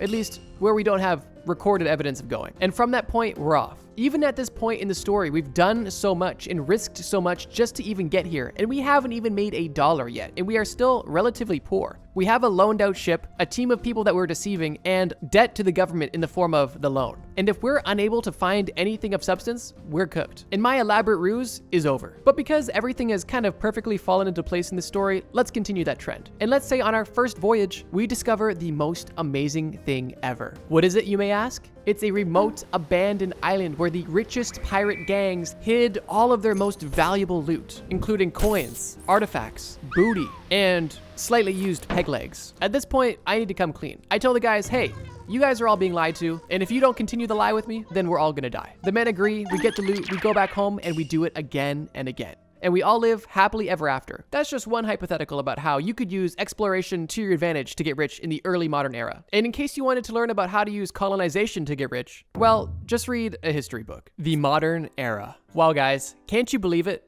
I've been able to cover millions of years of history, and somehow I've made no mistakes and left out no information. Everything I've said has been completely accurate and not totally oversimplified, glossed over, uninformed, and almost entirely hypothetical. That's crazy. But now, here we are in the modern day. A time period you may be familiar with. I don't think I need to explain too much about what being rich in the present day looks like, but I'll give a quick example. If you want a negative example, I recommend going to our channel and watching this video about rich weirdos. But if you want some positive examples, rich people just like cool stuff. Big houses, big boats, fast cars. And if you're really rich, space travel and goth girlfriends. Now, getting into how you can get rich in the present day, the opportunities are honestly endless. If you're currently watching this looking for a way to get rich, I'm gonna give you a foolproof plan to make more money money than you could ever even imagine. The first thing you're going to want to do is grow your hair. Get it as long as possible. The next step is to grow facial hair and get tattoos. This will come in handy. After this, you need to establish a wardrobe of white t-shirts and basketball shorts. And once you have the look, you can begin the work. I need you to every single day begin posting on YouTube. Talk about stuff. Talk about stuff you like. Talk about stuff you don't like. Talk about that time you were almost in a movie. Talk about anything. Over time, people are going to respect you,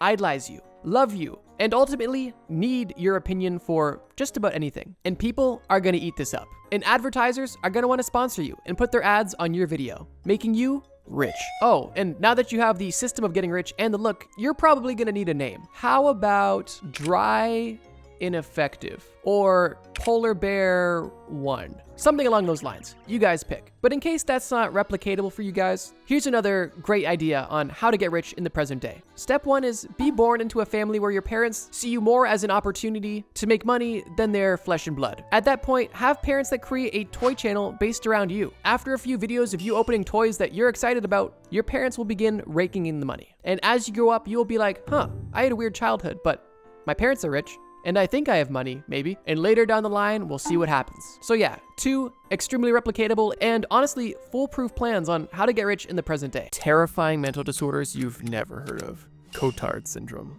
During the late 1880s, French neurologist Jules Cotard had a very peculiar experience with one of his patients. Her name was Mademoiselle X, and she came to the neurologist claiming that she didn't need to eat anymore. She said this because she believed that she was dead. For some reason, this patient was fully convinced that she had no stomach, no chest, no blood, and no brain. And she knew for a fact that she simply wasn't alive and was not able to die. She told Cotard that she must have been condemned to eternal damnation, and for that reason, she cannot possibly die a natural death. As if she could have, she would have died already, as her organs were rotting and she didn't have any blood. And because this patient believed that she had no internal organs, she simply stopped eating as there was no need to. And unsurprisingly, she later died of starvation. This interaction that Jules Cotard had experienced with this patient definitely left an imprint on him and forced him to document everything that this patient was saying and every symptom that they were having. Through this study, he coined the term Cotard syndrome and described the condition as the delusion of negation, stating that it was a psychiatric syndrome that varied in severity. He claimed that mild cases were characterized by despair and self-loathing, while severe cases were characterized by intense delusions of negation and chronic psychiatric depression. Now, although this sounds like an odd one-off story that happened almost 200 years ago, that's not at all the case, and this syndrome still exists today. And while it is extremely rare, there are still people suffering from this syndrome around the world. Cotard syndrome is also known as the walking corpse syndrome. The main symptom of having Cotard syndrome is having a strong belief that you are dead. Many people with this condition simply believe that their internal organs are rotting, or that those organs are missing altogether and they are just existing but not alive. A statistical analysis of people suffering from this study showed that 55% of patients with Cotard syndrome believed that they were immortal due to this condition, while the other 45% denied their own existence, claiming that they did not exist, which is definitely a hard sell when you're the one explaining you don't exist. Cotard syndrome is relatively simple to understand, but I'm sure for its patients it's an extremely terrifying experience. Just imagine being fully convinced that you're either missing organs or having organs that are rotting away, or just simply believing that you are somehow dead. It's almost mind-bending trying to even comprehend the mindset in the first place. So I couldn't even imagine how confusing it is to be experiencing that as a reality.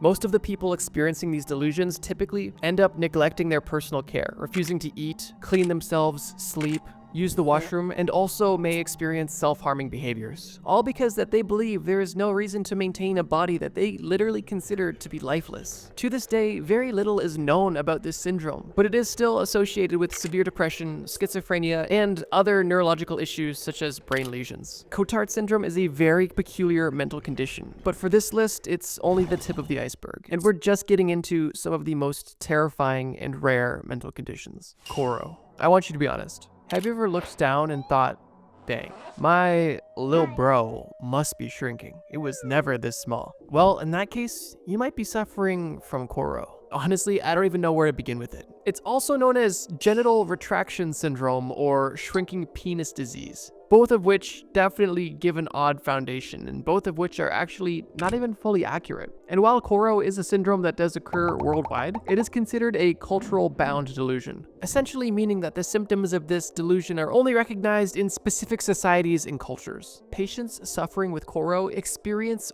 overwhelming and intense beliefs that their sexual organs are retracting, and while this literally isn't happening, these people suffering from this disease will go to extreme lengths to prevent this shrinkage from happening. Most people suffering from this condition typically begin by reporting anxiety attacks due to their perceived lack of genitalia, and this perceived shrinkage will be a huge cause of stress for the individual suffering from Koro. And if you're a woman, don't think you're safe from Koro, because there are women who experience Koro, but obviously they aren't experiencing their penis shrinking. They believe that their nipples are retracting and that their breasts are also retracting into their bodies, slowly shrinking. There are cases in which patients experiencing Koro symptoms will have these symptoms for years, and at that point it will be considered chronic, and to doctors that is an indication of a potential comorbidity with body dysmorphic disorder, also known as BDD. Interestingly, a lot of people experiencing Koro also experience an intense anxiety or fear of impending death, essentially meaning that these people believe that their genitals will shrink so small that they are literally going to die. And this specific belief has a strong cultural link to traditional Chinese beliefs. This sounds kind of silly and obviously odd, but the delusions that these patients are experiencing are nothing funny and truly terrifying. This delusion can cause extreme anxiety, panic, compulsive behaviors, and even habits such as genital stretching to prevent this perceived shrinkage or retraction.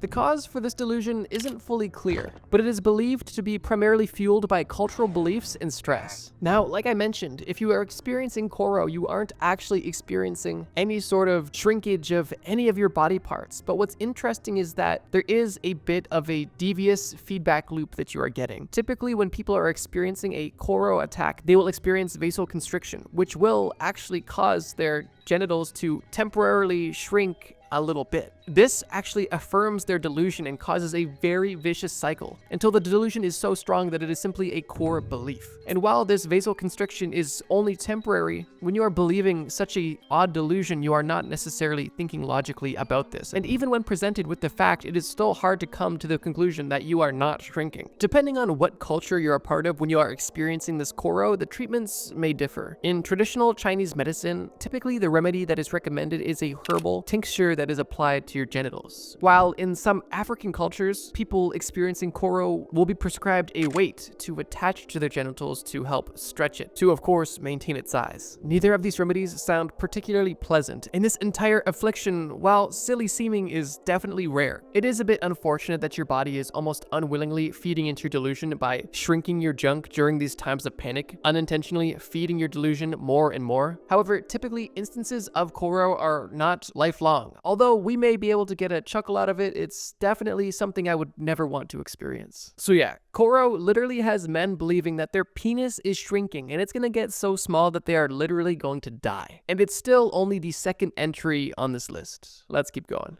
Body integrity identity disorder. Body integrity identity disorder, also known as BIID, is a condition that I felt made a lot of sense to put here because it kind of relates to the last one, although it's not fully the same. People who are experiencing Koro disorder believe that one of their appendages is shrinking and they are trying to maintain it, whereas people with BIID experience essentially a disassociation from one of their limbs. What this means is that people experiencing this condition essentially don't want either part or one or multiple of their limbs because to them it just doesn't feel like it's theirs. To try to understand how these people are feeling, people with BIID have described it as imagining that you are growing a new limb. That would feel unnatural and you obviously wouldn't want that there. That's how people with BIID feel about their natural born limbs. And people experiencing this condition typically go to extreme lengths to essentially feel normal, typically by seeking amputation for the perfectly healthy limb. Some patients with severe cases of this disorder even wish and desire to become paraplegic. This condition is extremely rare and also uncommonly studied, meaning that there is not much known about it, besides the fact that it blurs the lines between psychiatry and neurology. And for most people suffering from BIID, treatment specifically focuses on understanding the underlying cause for this deep desire. And like I mentioned, for some, does result in amputation. Imagine how you would feel if you felt like there was a part of your body that simply was was alien to you, and with nobody to relate to or to be able to give you any sort of answers, it must be a lonely and heartbreaking experience. One thing that came to mind when researching this specific disorder was that one episode of Dr. Phil when that lady poured, I believe it was like drain cleaner in her eyes to make herself permanently blind because she just wanted to be blind. I'm not sure if she was suffering specifically from BIID, but it definitely seems like she was suffering similar symptoms and obviously didn't feel like she was supposed to have the ability to see. But speaking of these limbs feeling alien, let's discuss the next mental disorder: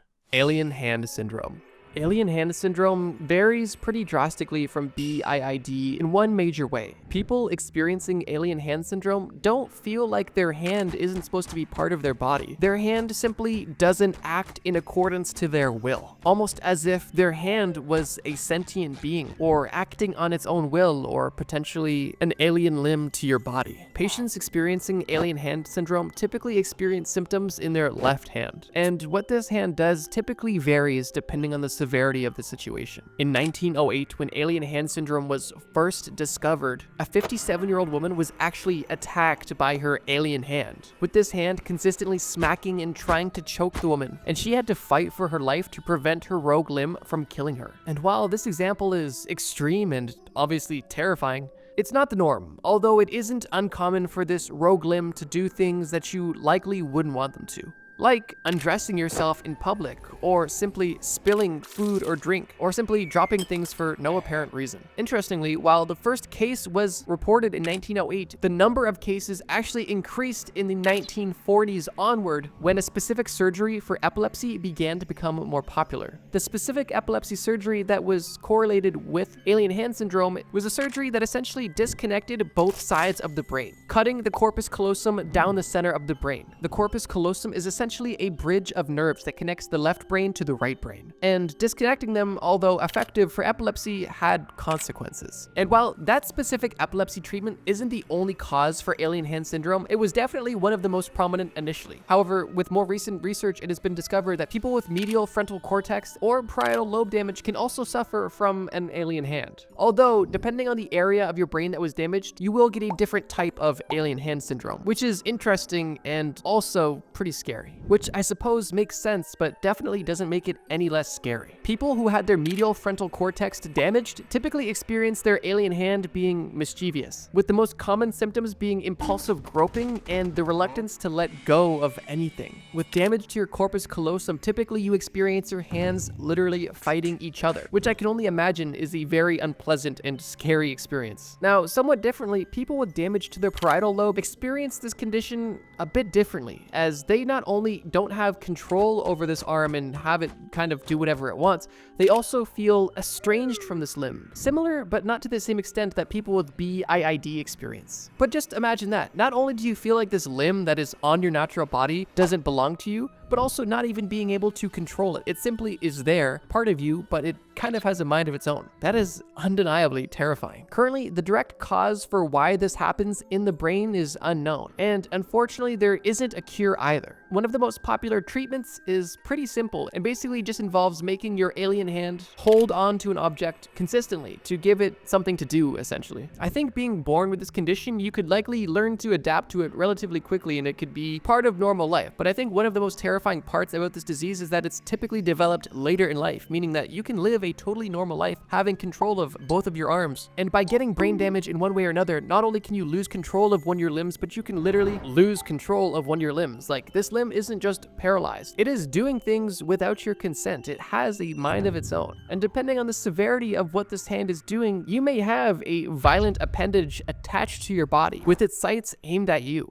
Alice in Wonderland syndrome. Alice in Wonderland syndrome is a neurological disorder that distorts your perception. Typically, this distortion is experienced visually, and these visual distortions are perceived by objects either appearing larger than they are, or smaller than they are, or closer than they are, or potentially even farther than they are. And as you may be able to assume, this is extremely debilitating. These are only a few of the over 60 symptoms associated with Alice in Wonderland syndrome. The Alice in Wonderland books and movies are interesting and fun and whimsical, but when that sort of psychedelic dreamlike experience is your consistent reality, it becomes a lot less appealing. And for patients suffering with this condition, they can experience not only visual, but also auditory, touch, and time perception issues. It's important to note that these aren't necessarily hallucinations. They're simply a misinterpretation of real things that are happening for a reason that is not fully understood. All that is known about Alice in Wonderland syndrome is that it's currently associated with migraines, head trauma, and EBV, Epstein-Barr virus. In most cases, patients don't experience symptoms consistently, but rather in series of attacks, where suddenly almost everything in their reality changes. Just imagine you're sitting on the couch watching TV when all of a sudden the TV that you're looking at becomes 5 times bigger, and the room that you're in becomes 10 times smaller, and all of a sudden all you hear is ringing and people talking, and it feels like time's moving really slow and then really fast, and everything's consistently changing, and you have almost no ground, no basis of reality, and you can't trust what you're seeing, hearing, smelling, or touching, and all you can simply do is wait it out. But this wait itself can seem endless with the perception of time being so distorted. However, as disorienting and terrifying as this experience may sound, this disease is pretty understudied and currently isn't considered a neurological disorder or a psychiatric illness, and is kind of just in this medical gray area. And currently, there isn't even a known number of how many people are experiencing this mental condition to begin with. A reason for why it's low priority to be researched is because it's not considered to be dangerous, which I suppose is a nice benefit. However, 15% of people that do experience this condition have their attack almost instantly followed up with a migraine, which definitely adds insult to injury. And in that case, there is at least pain associated with this disorienting experience. This condition has been seen in both adults and children, but is most commonly seen in children. And while its cause is unknown, during studies of people who have been actively having these attacks, there is abnormal amounts of electrical activity taking place inside the patient's brain, resulting in an abnormal amount of blood flow to certain parts of the brain that process visual perception and texture. Regardless, even with the lack of classification and little known information about this disease, to me, the experience of Alice in Wonderland syndrome does sound terrifying and extremely unfortunate for those who suffer essentially in silence with almost no answers. It almost sounds like a random bad trip that you don't consent to and can happen at almost any time. Something I wouldn't wish on anybody. But we do still have one more entry to discuss. And quickly, before we get to this final entry on the list, I did want to mention, there was at least another 10 or 15 entries that I researched and wanted to put in this video that I simply had to cut for time, because we post videos every Friday. So with that, if you guys liked this video about rare and terrifying mental disorders, please let me know if you guys would like a part 2. I've got plenty more to talk about, and I'd also love to hear if you guys have any recommendations in the comments below. That being said, let's get to the final entry on this list. Capgras delusion. There's no doubt that every entry on this list in one way or another has been upsetting, disheartening, terrifying, and of course, obscure. But I saved this entry for last because I believe it to be one of likely the most upsetting and depressing entries on this list. But the belief that patients suffering from this delusion believe is extremely disheartening. Those suffering from Capgras delusion believe that someone close to them, typically a loved one, has been replaced by an identical imposter. And in some cases, they even believe that this imposter is going to do them harm. Unsurprisingly, Capgras delusions are typically associated with people experiencing paranoid schizophrenia, but these delusions are also present in people with dementia, brain tumors, and brain injuries. How this works is when you see another human's face, your eyes send a signal to the occipital cortex in your brain, and from there, that signal is sent to the fusiform part of the brain. This part of the brain is specifically responsible for facial recognition, which allows you to not only recognize people, but also tell people apart. The fusiform part of the brain then sends a signal to the amygdala, and based on the signal that the amygdala gets, it will release specific chemicals depending on how you perceive this person. These chemicals are essentially the precursor to emotions and help your brain understand how you love and how you care about someone, and who you love and who you care about. Now, for people with Capgras delusion, their brain varies because the fusiform part of their brain is not sending a strong enough signal to the amygdala, essentially meaning you can recognize somebody's face, but you're not getting the chemical reaction allowing you to essentially feel the emotions you're supposed to feel when seeing and thinking about that person. That lack of chemical release makes this person seem foreign or alien, or like something is missing, which is where the delusion comes into play, that this person must not be the real person that I know and love. this must be an imposter. This must be a clone. This must be a fake. And that is essentially how we understand how this delusion comes to be. And while we may understand how it happens, it doesn't make it any less terrifying or upsetting. If any of you watching this have experienced a family member with Alzheimer's, then you kind of know what I'm talking about. How upsetting and how scary it is to see somebody that you've known all of your life simply not remember you anymore, or to even not like you anymore. Growing up, one of my grandmothers actually had Alzheimer's, and during the later stages of it, she not only forgot who my sister was, who was living with her at the time, she also began to resent my sister for seemingly no reason. I can't imagine how that would feel to have not only your grandmother forget you, but begin to hate you and openly cuss you out and disrespect you. Of course, you have to understand that that's not them, that that's the disease, but it still hurts, and it's disheartening to see the deterioration of a loved one. Obviously, Alzheimer's and schizophrenia as well are terrifying and upsetting diseases, but this video is specifically focused on unheard of and obscure diseases, which is why I didn't outright mention them. Focusing back on Capgras delusion, not only do people suffering from this believe that someone that they love or know may be replaced by some sort of clone, but depending on the severity of their condition, what they do about this belief could range drastically. For example, the person experiencing this delusion may refuse to talk to that person altogether, as they do not believe that that's actually their loved one. In other cases, the person experiencing these delusions may actually physically assault or attack these people, as they believe that they have done something negative with their loved one and replaced them, and they want to find answers. And in most cases, people refuse to believe any evidence to prove that they are not an imposter. And some people even become obsessed with exposing this imposter, going to almost any lengths to expose the true reality, which is obviously just a delusion. It's for this reason that I wanted to save this condition for the end of the list, because I believe on this list it's definitely the most terrifying and upsetting. And as of right now, there is little known, no cure, and not even treatment available for this delusion. Mental health is no joke, and in this video we discussed some truly terrifying and obscure mental health conditions. The craziest lawsuits that won big money. Have you ever been walking through the grocery store when you notice a large puddle on the floor? Although there's no wet floor sign, to most, this seems like something you should avoid. But if you are feeling extra opportunistic, this could be a big payday. And all it would require is you to hurt yourself really bad or to put on a really good performance. Now, nobody gets paid for hurting themselves, but you can get paid if you're in a place and it's reasonably expected that this place will be safe for you to use. Then if it's not, you may have the opportunity to file a lawsuit. And while this system exists to protect entities and individuals, it's not always used in such a benevolent way. Which is why today we're not only discussing the craziest lawsuits, but crazy lawsuits that won big money. Let's begin.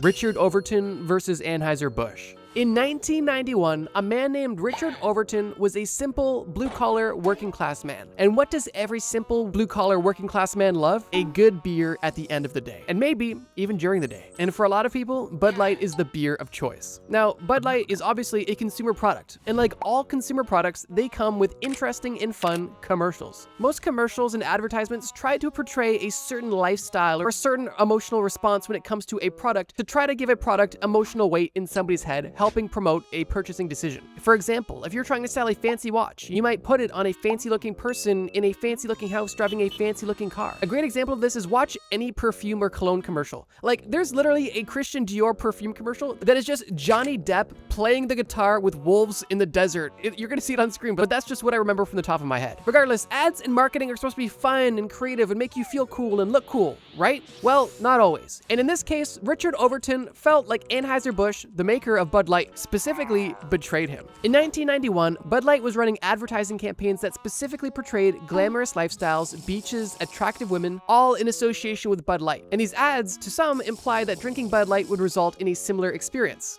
which I guess you could say is more or less not unreasonable, but I think most would just assume that, yeah, okay, they want to make this beer look cool, I get it, but not to Richard Overton. Richard Overton thought that drinking this beer would make you cool. It would give you the glamorous lifestyle. It would put you on a beach somehow, and beautiful women would simply flock to you because you were drinking it. But because that didn't happen, he wasn't only disappointed, he was furious. So furious, in fact, that he decided to hire a lawyer and sue Anheuser-Busch. Now here's the deal. Believe it or not, Richard Overton was actually able to find a lawyer who was willing to take the situation, which just goes to show that there are hungry lawyers out there, you know, Better Call Saul type of guys. And the legal claim that Richard and his lawyer ended up making was that the ads were falsely advertising a lifestyle, and due to this, Richard Overton suffered emotional distress and mental injury because the promised lifestyle he saw was never materialized. At this point, this sounds like a fake joke, but I promise you it's not. And even if the story ended there, it would already be crazy enough. but it doesn't, because obviously he won money. And while it's not the biggest money in the world, it's sizable enough to add it to this list. Once this lawsuit was filed, the ridiculousness of it alone was enough to spark media attention, causing a lot of negative publicity about marketing and specifically Bud Light. Which is why, although Bud Light would have had a very easy case to win here, they decided to settle with Richard Overton for $10,000 cash. Not because they thought that he was right, but because they wanted the attention to die down, and they figured if they gave him 10 grand, he would shut up and go about his life. And well, that's exactly what happened. And like I said, $10,000 definitely isn't nothing, but compared to some of the money that people get in the other cases in this video, it looks like chump change. And I'm really curious if he truly felt this way or if he just wanted to see if he could get some money. Okay, editor's note here. I actually was just going through and finalizing this and realized when I was doing some additional research that this actually didn't get paid out. Literally, this $10,000 was not paid out. The case was actually dismissed. And keep in mind, this case happened in 1991. Even as far as 2007, he was still doing interviews trying to get this money out of Anheuser-Busch. The same $10,000 almost 20 years later. So yeah, my bad. I wanted to definitely make sure I added this in. He actually didn't win a little bit of money. He wanted no money. But you know what? It's already in the video now. It's a funny story. But okay, the rest of them, they're actually winning big money. And the money in each section is only going to get bigger and bigger. Cleanthropy Peters versus Universal Studios. In the last case, we discussed advertising being too misleading because it was not true to the expectation. But in this case, we're almost experiencing the exact opposite. Because in this case, Cleanthropy Peters, a 57-year-old woman at the time, took her 10-year-old granddaughter to the haunted Halloween house in Universal Studios looking to get a fright, but ended up getting much more than they bargained for. I'm man enough to say that I don't have a huge tolerance for scary stuff. I've never really done haunted houses, I've never really wanted to, and I'm generally scared of most things. So already I feel a bit sympathetic towards this case. But I will say, being somebody who is sensitive to scary things, I know to stay away from haunted houses. But maybe that's just me, because obviously Cleanthropy Peters did not share the same mindset. So here's the situation. The story, according to Cleanthropy Peters, goes as follows. Cleanthropy and her granddaughter both enter the Halloween Horror Nights haunted house, and things start off relatively normal, but then it went downhill fast. And Cleanthropy Peters, specifically what her problem was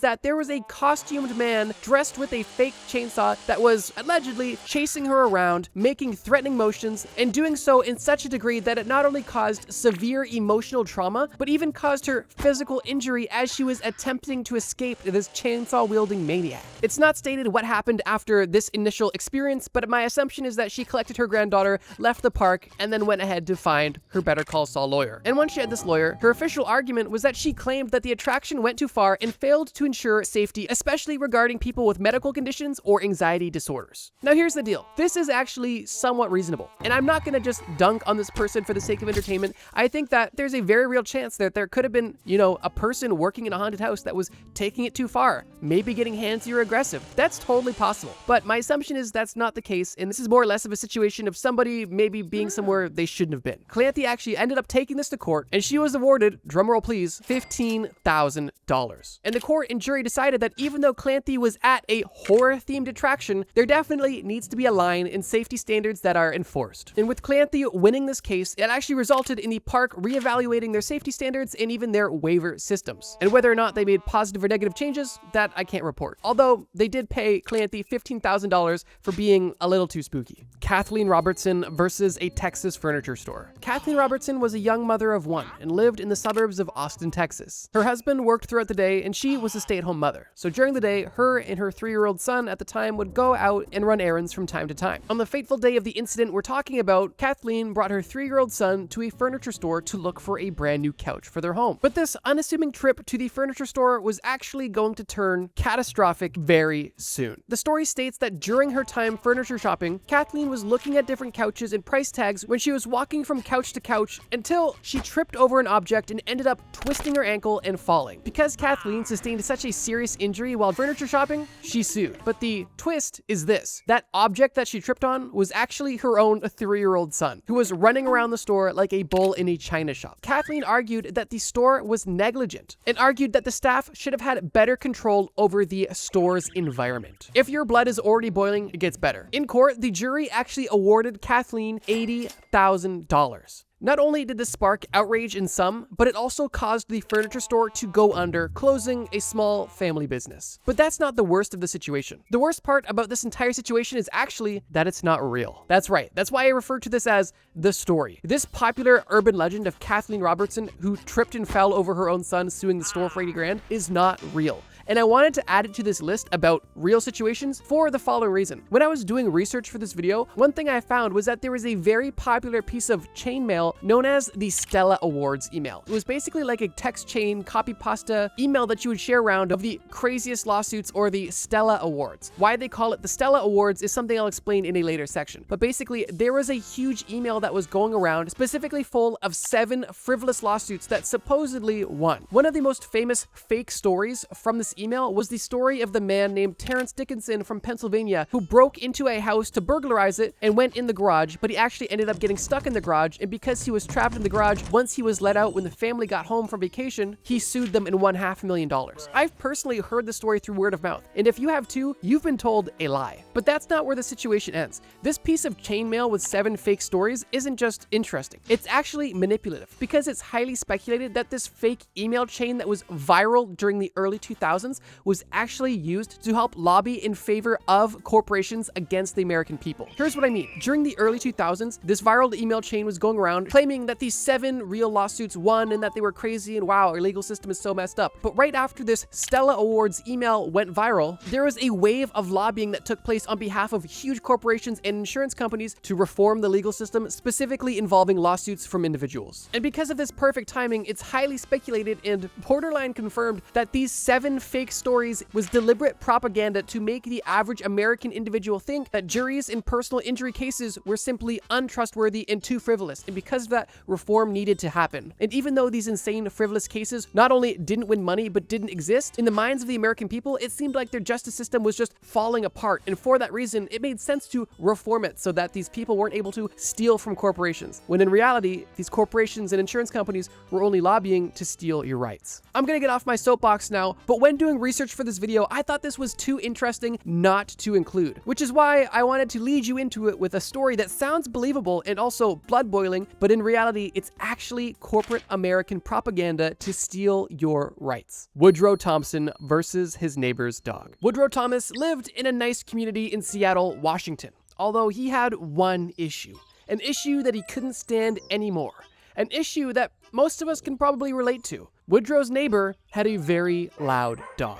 Admittedly, I also have a dog, a small, little, yappy dog that definitely annoys everybody in my neighborhood. And I'm sure a few of you can relate as well. I say this to make the point that loud, barking dogs aren't necessarily a rarity, especially in populated suburban areas. But I guess to Woodrow, the barking had simply gotten too excessive. Denise Norton, Woodrow's neighbor, had a dog named Chopper. And Chopper, according to Woodrow, barked excessively. But Woodrow didn't just claim that Chopper barked excessively, Woodrow claimed that the dog barked to the point of being emotionally and psychologically damaging. Woodrow even went to such extremes as to claim that the dog's barking regularly reached volumes of 128 decibels, which is literally louder than a jet engine. Woodrow was claiming that his neighbor's dog through a window barked louder than a jet engine. So even though Woodrow's entire lawsuit seemed almost baseless and his claims seemed completely unrealistic, he still went ahead with filing the lawsuit against his neighbor. Now here's where things get interesting. As we stated, he was filing this lawsuit specifically for mental and psychological damages. But he didn't just want money for therapy or earplugs. He wanted $500,000 because of Chopper's barking. And this $500,000 lawsuit was won, but not for the reason you think. You see, when Denise Norton was served the papers letting her know that her crazy neighbor was suing her for $500,000, she almost reasonably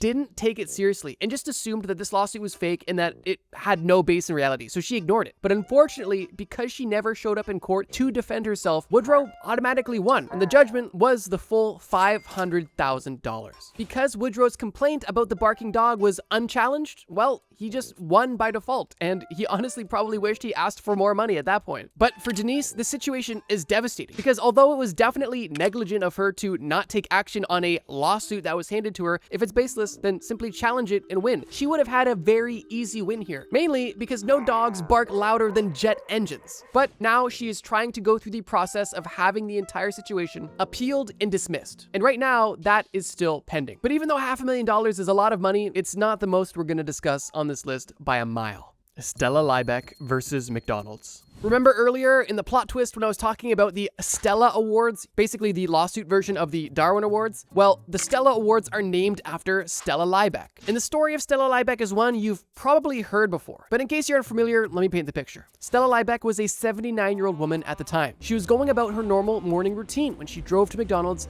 went through the drive-thru, got a coffee, and after she paid and received her coffee, she then put it between her legs, opened it, and began to drive off. But when she drove off, the coffee spilled, and she ended up receiving third-degree burns to over 16% of her body, specifically her inner thighs and groin area. And because of this, she was hospitalized for 8 days and required skin grafts. Now, originally, this case was more or less oversimplified and kind of written off as a baseless claim from somebody trying to get a paycheck. But after doing more digging, I actually kind of don't think it was that at all. But I wanted to add it because I know a lot of people think it was, and I kind of wanted to dispel that myth, or at least maybe let you make your own opinion on it. Because here are the facts. Yes, Stella bought a coffee. Yes, she put it between her legs while driving and opened it. And yes, because of this, it spilled and burned her. All of those actions were definitely not smart. So for those reasons, I definitely think that Stella played a part in this, and maybe if things would have went worse, would have been a Darwin Award winner. But here's the other side of the situation. At the time, McDonald's was serving unreasonably hot coffee. And this was proven. After Stella ended up suing McDonald's because of the intense pain and damages that her body suffered, they measured the temperatures of McDonald's coffees, and they found that these coffees were anywhere from 180 to 190 Fahrenheit, which is far above safe levels or even what any other reasonable coffee shop was brewing or serving coffee at. And that alone gave Stella's case a lot of validity. But it didn't end there, because after lawyers continued to do a deeper investigation into McDonald's hot coffee, they had discovered that over the years, McDonald's had over 700 complaints of people who have injured themselves due to McDonald's extraordinarily hot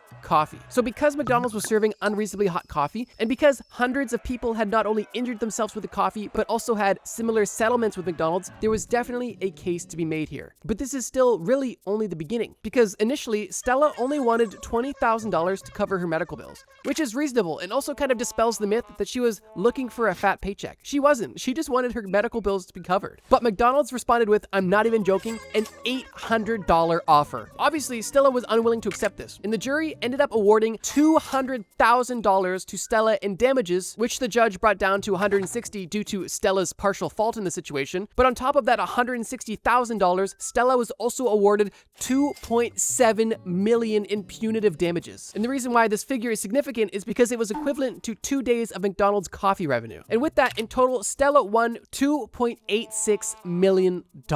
And of course, she didn't walk away with every single penny of it because of legal fees and taxes, but she still did extremely well in a situation that was unfortunate. But yeah, I wanted to mention this one because I think a lot of people were expecting it. I also think a lot of people are uninformed in the situation. Obviously, Stella was not being very wise in this situation. And although her poor choices ended up giving her great bodily harm, this entire situation did likely end up saving a lot of other people in the future, because after this situation, McDonald's reduced the temperature of their coffee to a reasonable temperature. And they were also held accountable and ultimately punished for offering only $800 in the entire situation. I don't think this was a money grab at all. I think Stella just wanted to be compensated for her damages. I think that she was definitely at fault for hurting herself, but I do think that it wasn't only her fault, because if the coffee was a more regular temperature, she would have not have had burns so severe they required literal skin grafts. James Hausman versus a glass door. James R. Hausman lived a simple life in Springfield, Illinois, but he had a dream.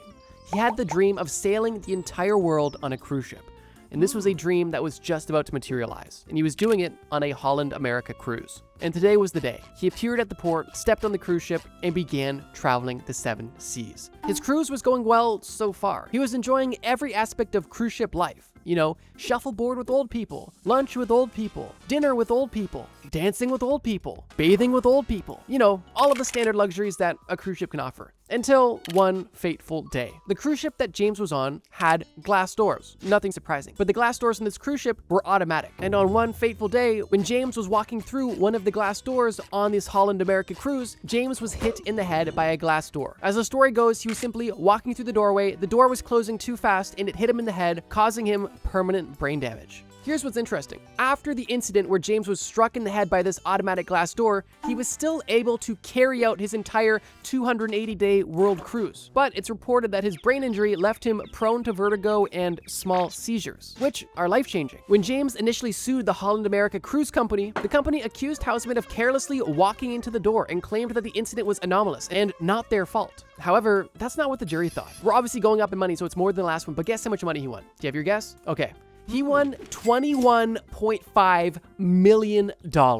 Which is absolutely insane. And I just want to say, I don't think that James was necessarily being dumb or crazy or frivolous in this exact situation. But I think the fact that such a simple mistake could cause such a huge payout is ridiculous in my opinion, which is why I thought it was worthy of this list. Although I want to make it clear, I don't think it was wrong of James to sue. If the door is faulty or too fast, or at least fast enough to cause permanent brain damage, I definitely think there's a reason to, seek compensation. But that being said, $21.5 million seems like a lot. I think this is kind of similar to the last case where there's negligence on both sides. And possibly this situation exposed the underlying issue with these glass doors that were automatic and potentially too fast or, too dangerous. Maroof Hussain versus the Metropolitan Transit Authority. Maroof Hussain was born in Bangladesh and grew up surrounded by family and friends, but as a young adult, wanted to find a better life for himself. And he decided the best place to do that was in the United States of America. Maroof ended up moving to America, and at the age of 24, found himself as a bicycle delivery driver, working right downtown in New York City. Maroof lived a simple and ordinary life until one day of June 2017. Maroof actually had this day off and was going to another part of the city. Like most New Yorkers, he went down to the subway and was waiting on the station. But while Maroof was waiting for his train, he found himself pacing, but unfortunately found himself walking across some uneven ground, which made him feel unbalanced and caused him to fall directly on the subway tracks, the same subway that he was just waiting for. With almost no time to move and no opportunity for somebody to help, Maroof was hit by the subway, but fortunately did live, although sustaining serious injuries. Maroof had injuries to his neck, his back, his head, his arms, his legs, his hands, and the most severe of his injuries were his left foot, where all of his toes were cut off by the train. But here's where things get interesting. When first responders made it to the scene to start seeing Maroof, they assumed that he had intentionally jumped in front of the train. And because first responders had made this official claim, the Metropolitan Transit Authority, or the MTA, which I'm just going to refer to them as now, ran with this as their defense. And because they were trying to state that Maroof did this to himself, they were pressuring Maroof to settle for only $100,000.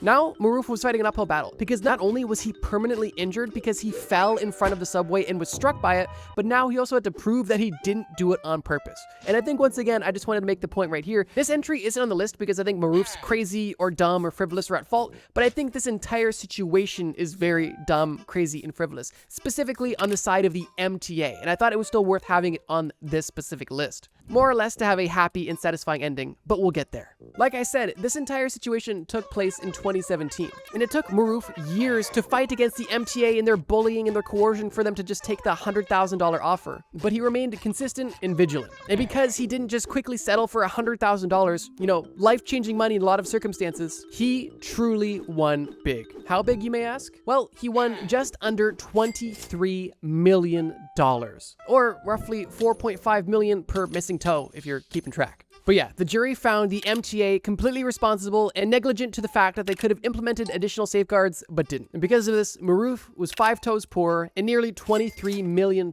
richer. And it just goes to show, if a company's willing to throw $100,000 at you just to shut you up, it's probably because they know that your case is strong and worth a lot more. Just look at Stella's case. She only wanted $20,000, but McDonald's literally only slapped her in the face with an $800 settlement offer. But because of their severe greed, they ended up paying millions because they couldn't have just honored her medical bills for the coffee that they made too hot. And in this case, if Maroof had just taken the $100,000 and settled and didn't want to fight for himself, well, he would have missed out on tens of millions of dollars. So I guess it goes to show, make sure you advocate for yourself, make sure you stand up, and make sure if you're thrown a lowball offer, you reject it and get what you're worth. Maroof was only seeking $20 million, which is a lot, but they probably could have offered him maybe $5 to settle today, and he probably would have taken it. That's still $1 million per toe. Not a bad deal. The ultra strange hobbies of the ultra rich. I think it's become obvious now more than ever that some rich people have really strange hobbies, and in some cases, they're downright evil. So in this video, I wanted to highlight a few of the most interesting cases where rich people are just doing absolutely weird stuff. The entries on this list range from wholesome to interesting to diabolical. It's kind of a mixed bag, so buckle up. And in case you're new, this video will get darker as the video goes on. Jeff Bezos. You may know him as the CEO and entrepreneur born in 1964. I know I made that joke in the last video, but it's still funny. What puts him on today's list? Well, 2 reasons actually. One, that's kind of wholesome and funny. The other, that's kind of strange, but in my opinion, kind of cool. At a conference in 2017, Amazon CEO Jeffrey Bezos admitted that he used to eat an entire pack of Pillsbury biscuits for breakfast every morning, with butter, of course. Supposedly, this biscuit-eating bandit had a bit of a problem, and borderline an addiction to eating eating these fluffy little pastries. He also mentioned that his wife made him quit and encouraged him to do so by simply reading the label, which he says, and I quote, "Honestly, that wasn't even a concept for me," which I guess just goes to show, when you're on that grind, you will eat anything. I'll throw the ingredients on screen for you to check out. If you're into nutrition, you'll get a good laugh out of these ingredients. One thing I do want to point out is the sheer amount of calories in these biscuits. Each individual biscuit has 170 calories, and each container has 8 biscuits, meaning that for breakfast alone, Bezos was eating over 1,300 calories, not including the butter, and that was just one meal. And of course, it was primarily consisting of carbs and salt. He did eventually clean up his act though, because this is his before and after. There was a lot of other things at play here, but I mean, at least one of the differences was he wasn't eating a can of biscuits every morning. If you're watching this thinking, that's not weird, I do that every morning, well, at least you have something in common with a billionaire, I guess. But another interesting and rather strange project that he's committed to is also his Millennium Clock. Bezos has invested $42 million into a clock that ticks once a year that is set to keep time for the next 10,000 years. The clock advances every 100 years, and the cuckoo part of this literally cuckoo clock will come out in 10,000 years. This clock is located in a mountain on Bezos' property in Texas. And personally, as a watch nerd, I find this kind of cool. But spending $42 million on a clock in the ground is kind of hilarious, and in my opinion, a bit strange. This next name on the list is a name I'm sure you've heard a lot recently, and I'm honestly kind of surprised how early they are in the list. But out of all of his interesting hobbies I'm sure that exist, this one I found the most interesting. I'm talking about Donald Trump and his obsession with golf.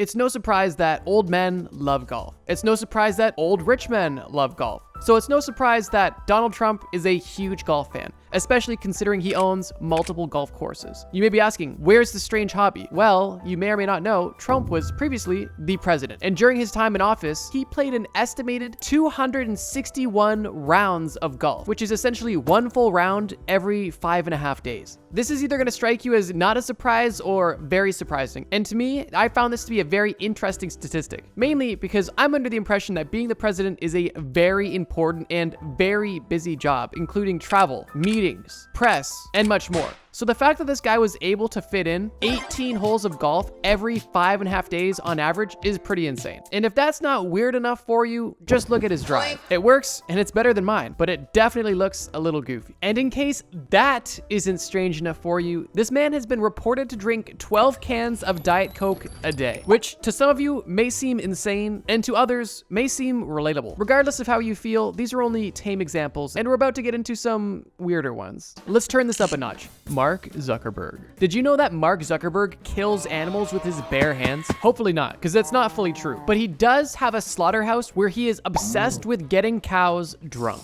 I'm not kidding. He opened up a beef farm in Hawaii to produce the highest quality beef known to man. And according to him, the best way to do this is by feeding them macadamia nuts and beer. I don't know anything about raising beef, and I don't even eat meat, but I think there is something interesting about giving farm animals alcohol. These are either the happiest cows on the planet or simply living the life of a divorced dad. Regardless, I'm moving on because this next one is wild. Steve Jobs. To really set the scene for this next hobby or habit, I want you to close your eyes and visualize. You're in your massive office overlooking the city. You just got off a meeting and you just lost a major deal. You're upset, you're stressed out, and you're looking for a way to calm down before getting back to work and winning the next deal. If you were Steve Jobs, your next move would be to go into the bathroom, take off your shoes, and dip your feet into the toilet to simply relax. I know I like to say a lot of funny things, but this is a rumor that is really well known and considered to be true. When I first heard it, I didn't believe it either, and it was also one of the inspirations for this entire video. But this claim of Steve Jobs bathing his feet in the toilet water of the Apple restrooms to de-stress is an authorized account in the biography of Steve Jobs by Walter Isaacson. Steve Jobs was an innovator. He was a shrewd negotiator. He was reportedly not very nice in the office setting, and supposedly he enjoyed a bit of toilet water to calm his nerves. Maybe that's why he was so wound up all the time, because if my only way of decompressing and de-stressing was dipping my feet in the toilet, I think I'd be pretty upset too. And for Jobs' sake, I really hope that he at least checked to make sure that the previous Apple employee didn't leave him a special surprise. That is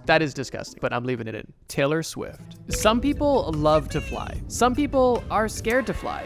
and some people fly to get lunch. I'll be honest, excessive flying is something that everybody on this list is very likely guilty of. I haven't confirmed, so I won't say is, but very likely. To make this video fun and entertaining, I'm gonna pin it on one person who's kind of a meme for it: Taylor Swift. In 2023 alone, Taylor Swift took over 170 flights. And within that year, over those 170 flights, across Swift's 2 private jets, she flew a total of 178,000 miles, which is equivalent to flying around the entire globe 7 times. Which, when you put it that way, honestly doesn't sound that much, but the number of flights and sheer miles is pretty crazy. On top of this, she caught a lot of backlash when she took a 13-minute flight from one part of St. Louis to the other. Literally 13 minutes. And assuming there was only mild traffic, driving the same route would have only been about 30 minutes, saving a total of 17 minutes by flying. I get why flying is popular. When you're busy and important and have stuff to do, it makes a lot more sense to fly places than take alternative means. But it's just crazy to see how far this will go and how often people will fly and how short of flights people are willing to take. At this point, I'm convinced if Taylor could take a flight to cross the road, she probably would. I'll admit, this example isn't really that crazy at all. It's pretty common, but I feel like we needed a bit of a palate cleanse after Mr. Jobs' toilet fiasco. And while we're on the topic of live performers, I have something that you're either gonna find really cool or really odd. Jack Ma. Jack Ma, the founder of Alibaba, the Chinese e-commerce behemoth, is actually a dedicated live performer and a Michael Jackson impersonator. It is well documented that at the annual Alibaba parties, Jack Ma will not only dress up as Michael Jackson, but also perform as Michael Jackson on stage for the entire company. He's only impersonated Michael Jackson once, to my knowledge, but he has consistently performed for the company every time with passion. It's cool to see. Imagine you just worked for this random company. Like, imagine if you worked for Amazon, you worked in the warehouse, and then there was like this Amazon Christmas party. You're like, okay, I'll go. And then you go there, and then Bezos is on stage pretending to be Drake.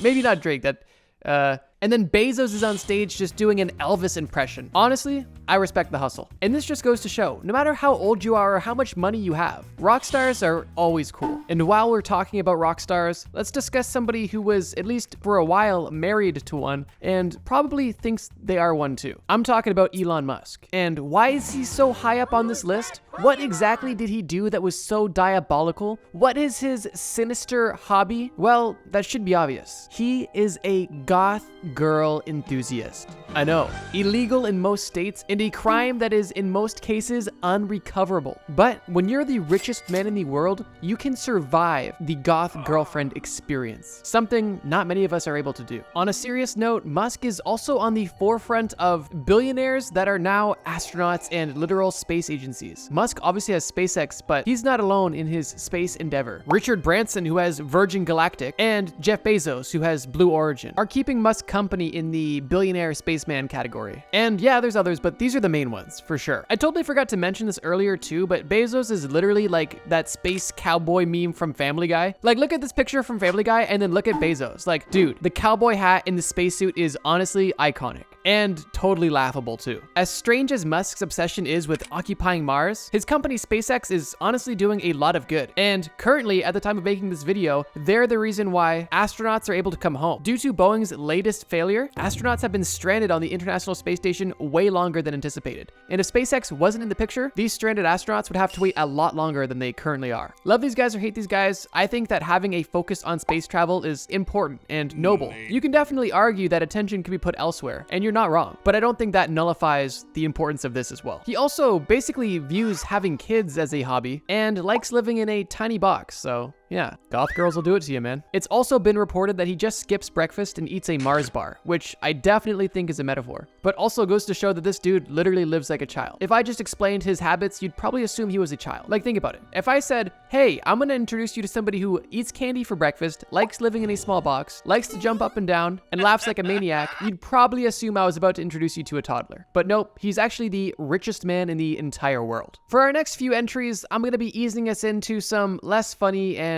more serious topics. I'll start this transition with Bill Gates, someone who's done a lot of good things and a lot of questionable things too. Something he's really known for is his computer skills. Something that he's not necessarily known for is his use of his computer skills back in his school days. Bill Gates is reported to have actually hacked and tweaked the code on his computer's scheduling program to put him in all girls classes to increase his chances of getting dates. View this how you want, but it's definitely odd at the very least. And manipulative wouldn't be an unfair word to use. He likely resorted to this because his other methods of smooning girls probably didn't work that well. For the longest time, his party trick that he did on national television quite often was just jumping over office chairs, which is kind of cool, especially for somebody of his physique and, I guess, career path. But it's definitely not that cool where it's worth doing every opportunity you get. Cool gimmick, but I don't know if it was getting him all the ladies he wanted. I think he was better off sticking to dancing. Just look at him busted down at Best Buy. That's totally not somebody who looks kinda like him. That's definitely him. And with that, we're on to our final entry. And I know this video has been really fun and light up until this point with a lot of jokes, but this last entry is no laughing matter. You saw the thumbnail, and I'm sure most of you were waiting for it. Our last entry is Sean Combs, also known as P. Diddy.